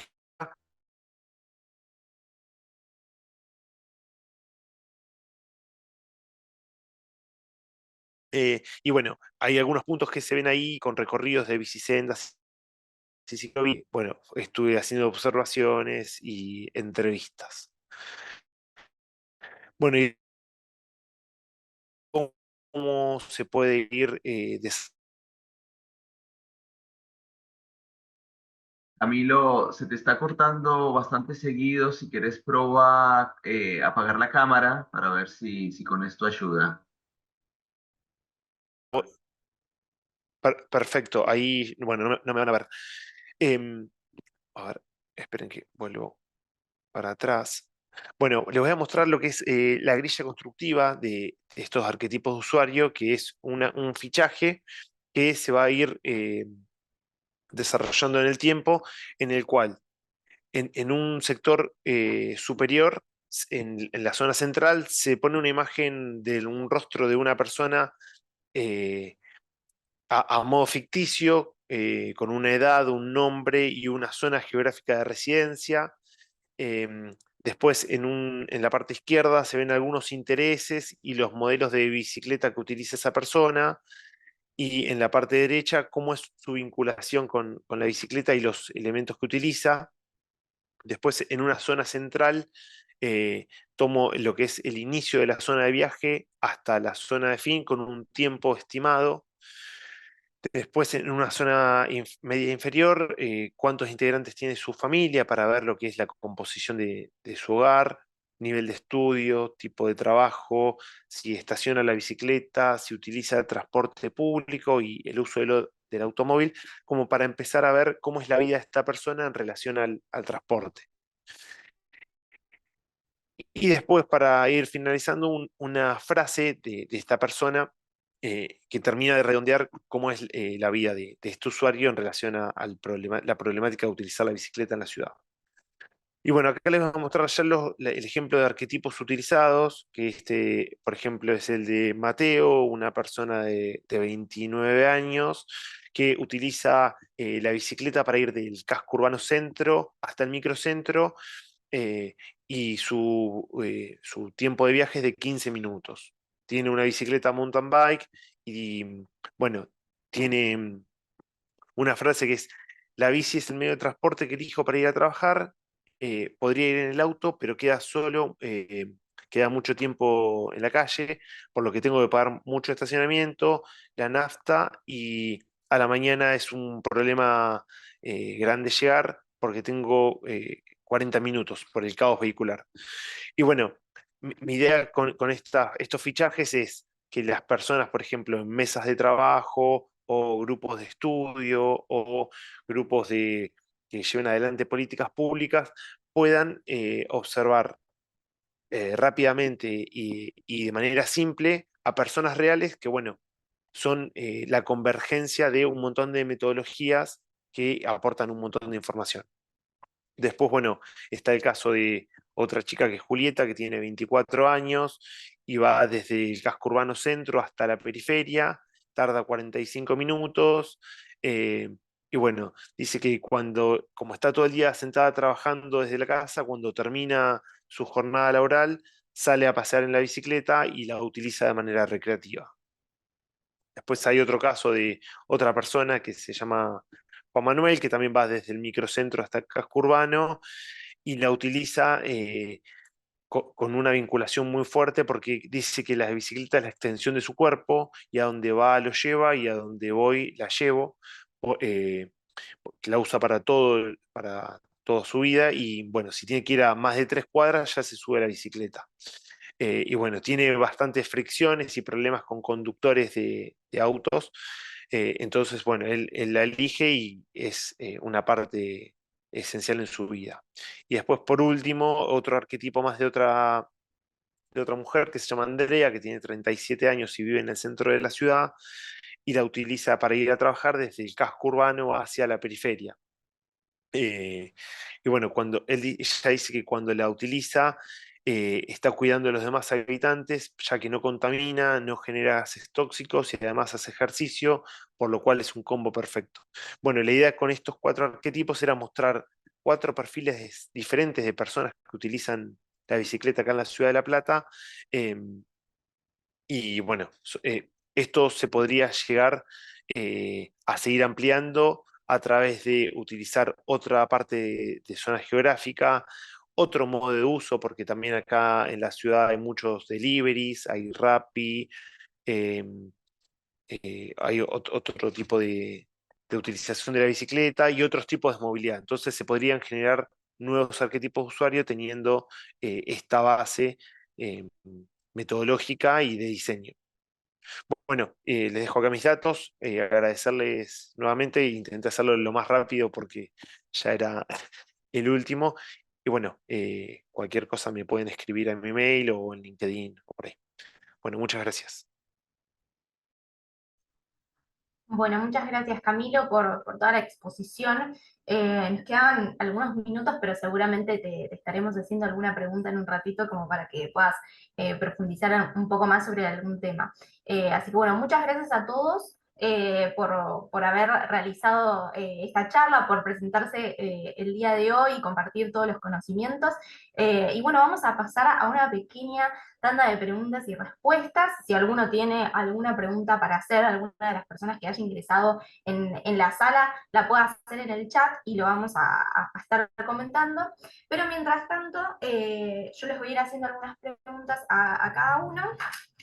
Voy a comenzar, en este caso, con Ramiro, que fue el primer expositor. No sé si está presente o tal vez se retiró. Sí, está por acá. Estoy. ¿Estás por ahí? Creo que escuché algo. Sí. Sí, sí, estoy acá.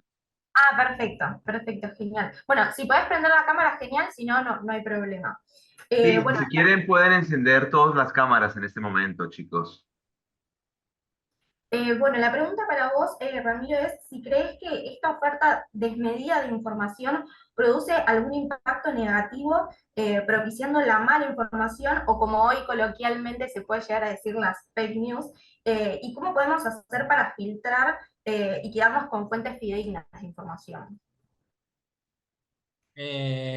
Bueno, es como difícil de responder, pero sí, por un lado, sí, todo este exceso de información sí, sí hace difícil y a veces inchequeable mucha de la información y de los mensajes que circulan, y por otro, y después esta sobreabundancia de cosas que hay, no llegues a chequear o no haya forma de chequear cosas que se dicen, y por ahí hay gente que tiene mucha relevancia o que tiene muchos seguidores, vamos a decirlo, no me gusta la palabra seguidores, pero bueno, vamos a decirle seguidores, eh, que replica tipos de mensajes y que en realidad no se sabe ni de dónde lo sacó.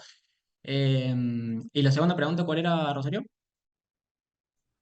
La segunda pregunta es, ¿cómo podemos hacer, o si tenés vos algún tip, como para filtrar y quedarnos con fuentes fidedignas de información, digamos? Eh, lo... Hay algunas páginas web que se dedican a chequear información. En Argentina existe Chequeado, por ejemplo, que obviamente lleva el chequeo de esa información. Hay algunas experiencias que lo hacen en vivo, pero hay otras que no, y lleva tiempo. Eh, Hay que tratar de mirar cuando son cosas que son del momento o en vivo, hay que tratar de mirarlo con la mayor distancia posible dentro de toda esta inmediatez y esta ansiedad que tenemos todo el tiempo, y tratar de leer lo más posible sobre un mismo tema. No leer títulos y o no leer solo títulos y no leer solo a pocas personas y que pocas personas, medios o lo que sea, que casualmente piensan o proponen un tipo de sentido que se relaciona. Eso así como a grandes rasgos. Bien, excelente. Y tengo una última consulta, ya más que nada como orientada a tu percepción personal en base a toda la investigación que realizaste, que es qué proyección tenés según lo investigado de acá al futuro. Yo escuché que habías comentado sobre el tema de la radio, por ejemplo, o el tema del papel, de los diarios, que hoy son más digitales. ¿Qué pensás que va a pasar de acá en adelante? Obviamente, según lo que tu percepción personal sobre lo que investigaste. Eh, Pienso que nuevos medios, como por ejemplo el streaming, son de alguna forma una remediación o una evolución de lo que podría ser, porque vieron que muchas veces en el streaming no saben explicar ni ellos mismos, o sea, los que participan dentro de los programas, si están haciendo radio, si están haciendo tele. Eh, Podemos decir que es un streaming, sí, pero hay radio ahí adentro, hay tele. Va a cambiar, y obviamente si vemos el origen de un montón de medios, la forma de consumo cambió y también cambió la audiencia. Entonces, eh, va a haber la palabra oral va a seguir estando. El tema hay que ver cómo y en qué medios. La palabra oral o la imagen, pero la imagen y la palabra van a seguir estando, hay que ver en qué medios y cómo se van a desarrollar.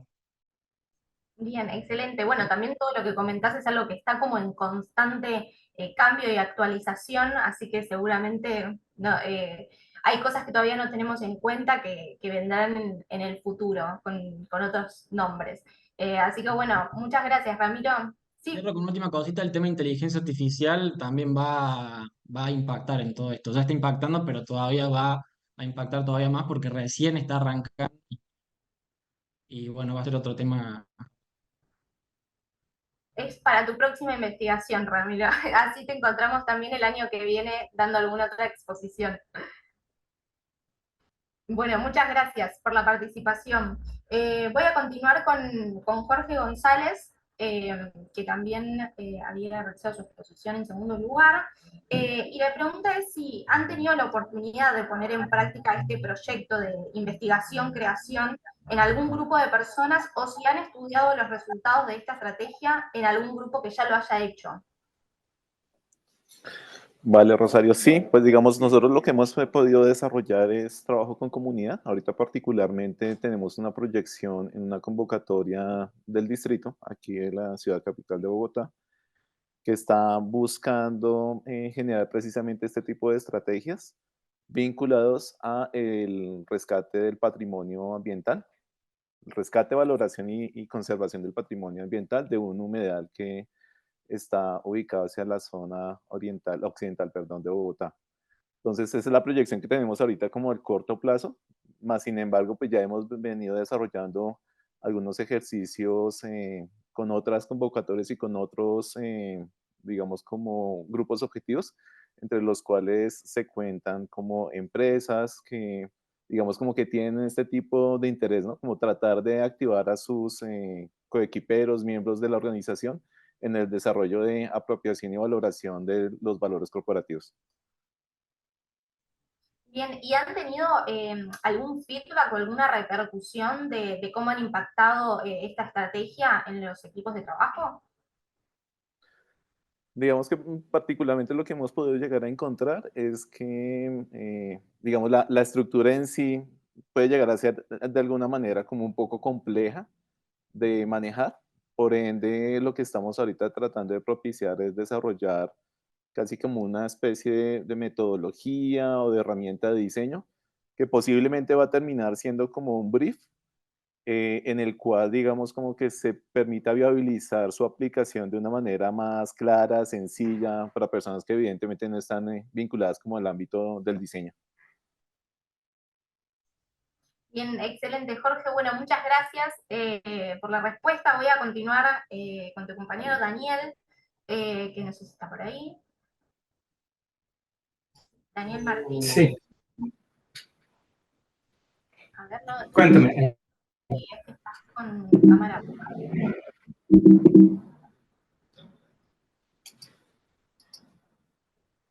Está como, no me está aprendiendo. Si quieres, yo ahí te escucho, no sé si me escuchas. ¿Me escuchas bien? Sí, yo te escucho bien. Perfecto. Bueno, la pregunta para vos es si en este proceso en el que los medios inciden en el receptor y lo estimulan para que asuman el rol de narrador, ¿es posible que el receptor muestre como una especie de resistencia a esa participación? Yo creo que sí, por supuesto. Yo creo que en ese sentido es incluso legítimo, ¿no? Que lo haga. La cuestión de pronto sería cuáles son como las intenciones y los intereses para activar al receptor en narrador y por qué se buscaría, digamos, que este receptor se vuelva un narrador. Entonces me parece que aquí la cuestión, digamos, es, trato de entender que de trasfondo es el por qué lo va a hacer y por qué va a generar, digamos, dicha resistencia. Pero en relación a tu pregunta, claro, lo puede hacer, pero nuevamente creo que es más como un tema, no sé, como discursivo, y es cuáles son los intereses de activarlo y por qué generaría, digamos, dicha resistencia. Entonces yo trato de entender, digamos, si lo colocamos en algunos casos que hemos venido elaborando. Creo que el activar es difícil, ¿no? Tiene que haber, digamos, ese elemento estimúlico y que logre seducir desde la sensibilidad, digamos, al receptor, pero digamos que en esa medida me parece a mí que el receptor cuando se niega a hacerlo puede ser por falta de interés o porque el tema no le llama la atención o porque no lo ve, digamos, vinculado a él de alguna manera, ¿sí? O porque está en desacuerdo con los contenidos. Y es ahí donde yo creo que esa relación forma-contenido es importante porque creo que sí hay una cuestión de persuasión, ¿no? En cómo el medio, en esa relación medio-forma, persuade para la activación. ¿Sí? pero siempre está abierta esa posibilidad. Bien, y en el caso de que esto suceda, ¿se puede decir que entonces la forma de comunicar del medio en ese caso falló? Podría ser, sí. Es que nuevamente yo trato de relacionar eso con las intenciones y los intereses comunicativos. Entonces, si de alguna manera la construcción se da desde ese contenido y desde esa forma, y si no se logra, digamos, el objetivo dado, fallaría, claro. Fallaría en el sentido que no logra la activación deseada. Y creo que en relación, digamos, a la pregunta que hacías anteriormente al profesor Jorge, es en la práctica y es, digamos, al implementar en la estructura que estamos generando, es donde se ve si esto se da o no se da. ¿Sí? Si las personas, digamos, logran ser seducidas por el medio de alguna manera y logran, digamos, responder a lo que en algún sentido se ha tratado de diseñar. Pero mismo así trato también de comprender que no funcione y a veces también tratamos de entender como en estos procesos de investigación y de creación, que no suceda da la posibilidad a generar procesos de iteración y es preguntarnos por qué no sucede, qué es lo que está afectando, qué debe mejorarse. Entonces, a veces, bueno, tratamos de decir, no, funciona o no funciona, pero creo que la posibilidad siempre, en el caso del diseño, es como reconocer el por qué y qué es lo que no está funcionando plenamente. Bien, excelente, Daniel. Bueno, muchas gracias por tu respuesta. Voy a continuar con Gustavo, que también lo veo por ahí, que hace un ratito creo que te han preguntado por el nombre del libro que habías mencionado en la ponencia. Eh, Creo que ya le contestaste, la presentación de Sí, la persona en la vida cotidiana, ¿no? sí, de Erving Goffman. Bien, excelente. Te hago una consulta. Según lo que estuviste exponiendo, ¿crees que con el paso del tiempo todas las apps que hoy vemos como más serias o más formales van a comenzar a usar esta herramienta del personaje para estar más cerca de la gente o no es algo que puedan aplicar todas las marcas o todas las empresas? Bueno, sí es algo que se puede aplicar en todos los proyectos, pero no creo que sea. Tristemente, muchas veces cuando hay presupuestos para aplicaciones que requieren muchas cosas, ejemplo, el SAT, el SAT, que es donde pagamos los impuestos los mexicanos, tienen muchísimos como errores incluso de accesibilidad y cosas que se podrían y se deberían de mejorar, sin embargo, pues no hay recursos para ello. Entonces, tristemente, muchas veces cuando los accionistas tienen tal, tal objetivo en mente, se vuelve se vuelve borrosa la experiencia de usuario. Entonces uno tiene que mantener contento al accionista y no al usuario. Entonces sí se podría aplicar en cualquier aplicación, valga la redundancia, podría hacerse en cualquier aplicación en cada producto digital. Tristemente no creo que todos lo hagan porque siempre va a haber limitantes de presupuesto o de intereses de los tomadores de decisiones. Bien, a mí con esta pregunta que te había realizado se me había venido a la mente mientras vos estabas dando tu exposición el caso de los bancos, que son como mucho más formales, mucho más serios, y ahora últimamente están incorporando en las aplicaciones esto de un asistente virtual con un personaje, con un nombre que sea similar al nombre del banco, y como que es una manera tal vez de decir, bueno, somos serios, formales y todo, pero también tenemos esta parte que está más cerca tuyo, digamos. Sí, justo los bancos son un elemento muy interesante, son de esas aplicaciones que tenemos que entrar en contacto con ellas, todos tenemos que hacerlo y realmente sí he visto un gran boom para la experiencia de usuario, particularmente en los bancos. En Estados Unidos particularmente, ya hay gente que tiene su primera cuenta de banco que nunca ha pisado un edificio bancario en su vida. Entonces se ha puesto la pregunta de cómo concebir un banco, cómo redefinirlo, porque tenemos ya la idea en la cabeza de que es este edificio clásico con los banqueros y todo esto, pero estaban pensando, bueno, ya hay gente que solamente conoce al banco a través de la pantalla de su celular. ¿Cómo es posible o sea, cómo podríamos nosotros rediseñarlo para que la experiencia fuera completamente distinta a la que vivieron nuestros padres? Y sí, como dices, muchos bancos lo hacen porque también mover dinero ya es estresante. ya hay muchos problemas de que, oye, ¿qué tal si la anoté mal la clave interbancaria y le deposité a otra persona? Entonces ahí es donde hay mucho capital, los bancos pues tienen mucha plata y pueden realmente invertir en esto y han habido bancos que se han arriesgado y han visto muchísimos bondades y muchísimos beneficios en haber invertido ahí y el hecho de que uno ya se arriesgara quiere decir que los demás dicen, ah, esa apuesta rindió frutos y ya empiezan a invertir a eso. Entonces sí es un gran punto el que tocas. Entonces, creo que las asociaciones gubernamentales no están motivadas a hacer eso porque no tienen competencia. Sin embargo, sí, los bancos sí han estado haciendo eso, volviéndose un poquito más, no tan más informales, pero en el trato, es decir, como que quieren ser igual de confiables, pero más aproximables, por así decirlo. Entonces sí es una muy buena observación. Excelente. ¿Y vos crees que las empresas, bueno, le llamo empresas porque muchas marcas hoy en día tienen su propia aplicación, más allá de las aplicaciones en sí, pero ¿crees que tienen más éxito con la utilización de estos personajes o no crees que sea algo que vaya a influir en la decisión del consumidor o del usuario, en este caso, elegir uno u otro por este tema del personaje y la cercanía que representa? No, absolutamente tiene mucho que ver. O sea, en la decisión, si uno piensa en la interfaz como un personaje, y no hablo de que la interfaz se llame Pepito y que tal, sino que la interfaz imbuya cierta personalidad. Nosotros no podemos dejar de crear un personaje y expectativas dentro de la interfaz. O sea, no se puede.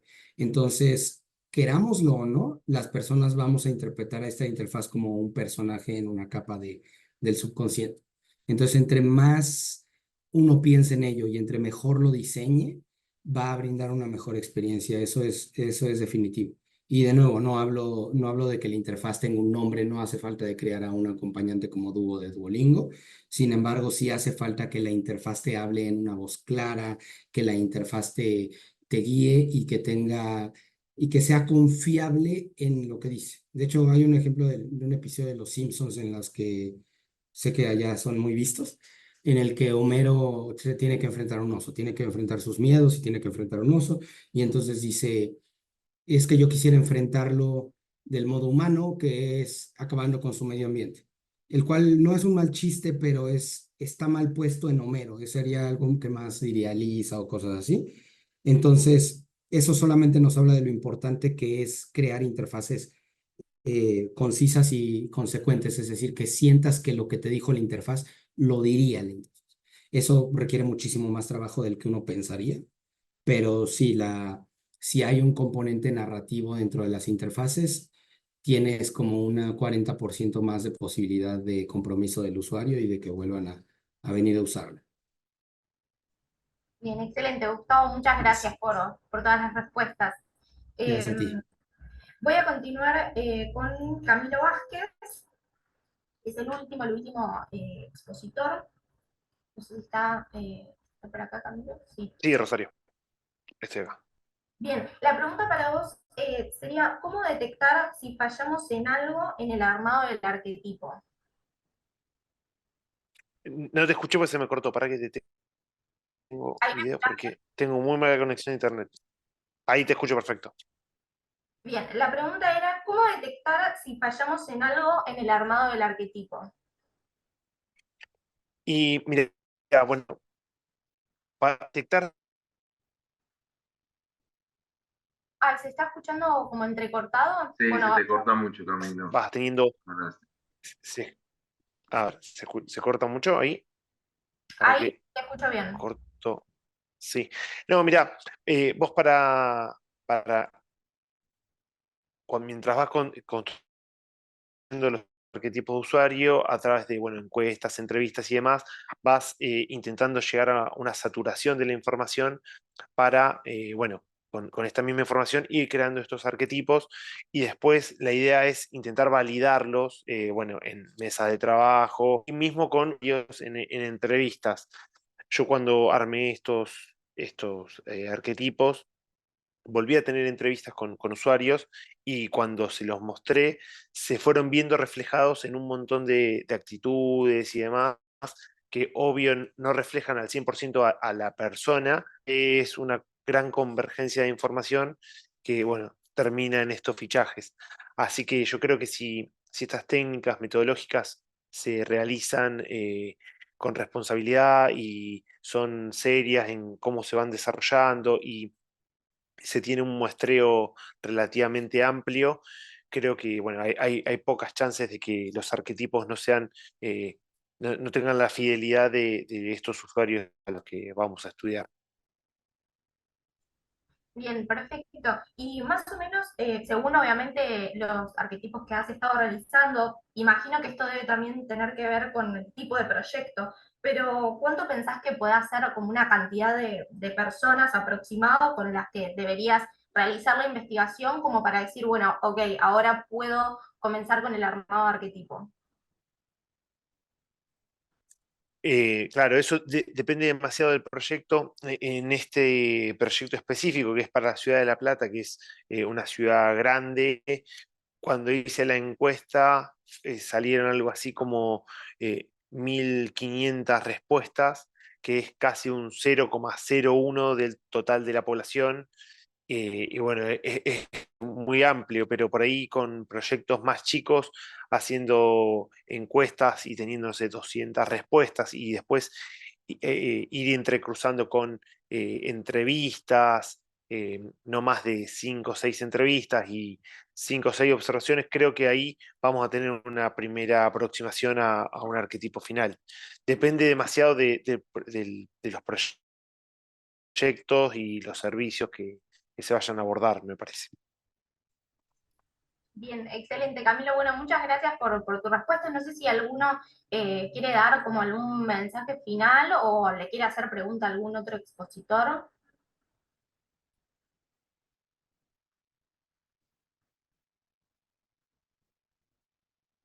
Bueno, si por el momento no tienen ningún otro comentario, yo les agradezco muchísimo por haber estado participando de esta exposición. Les pido nada más si puede ser que todos los expositores pongan un segundito la cámara y hacemos una foto final de la charla. Es un segundo nada más.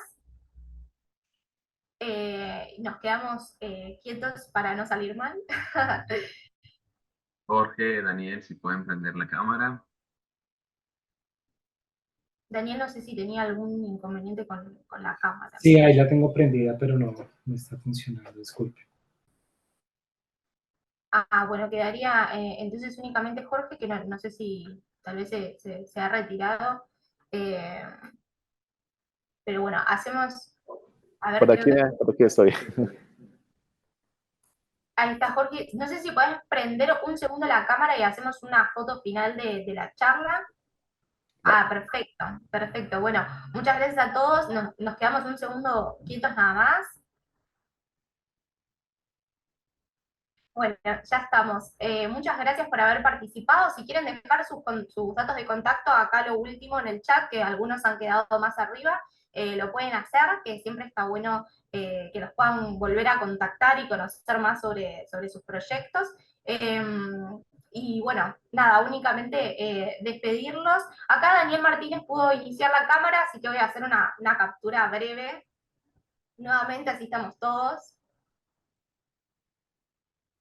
Listo, ahí estamos. Muchas gracias, Daniel, por hacerte el tiempo para abrir la cámara. Bueno, gracias a todos y doy por finalizada la charla. Muchas gracias, Rosario. Gracias a todos. Gracias.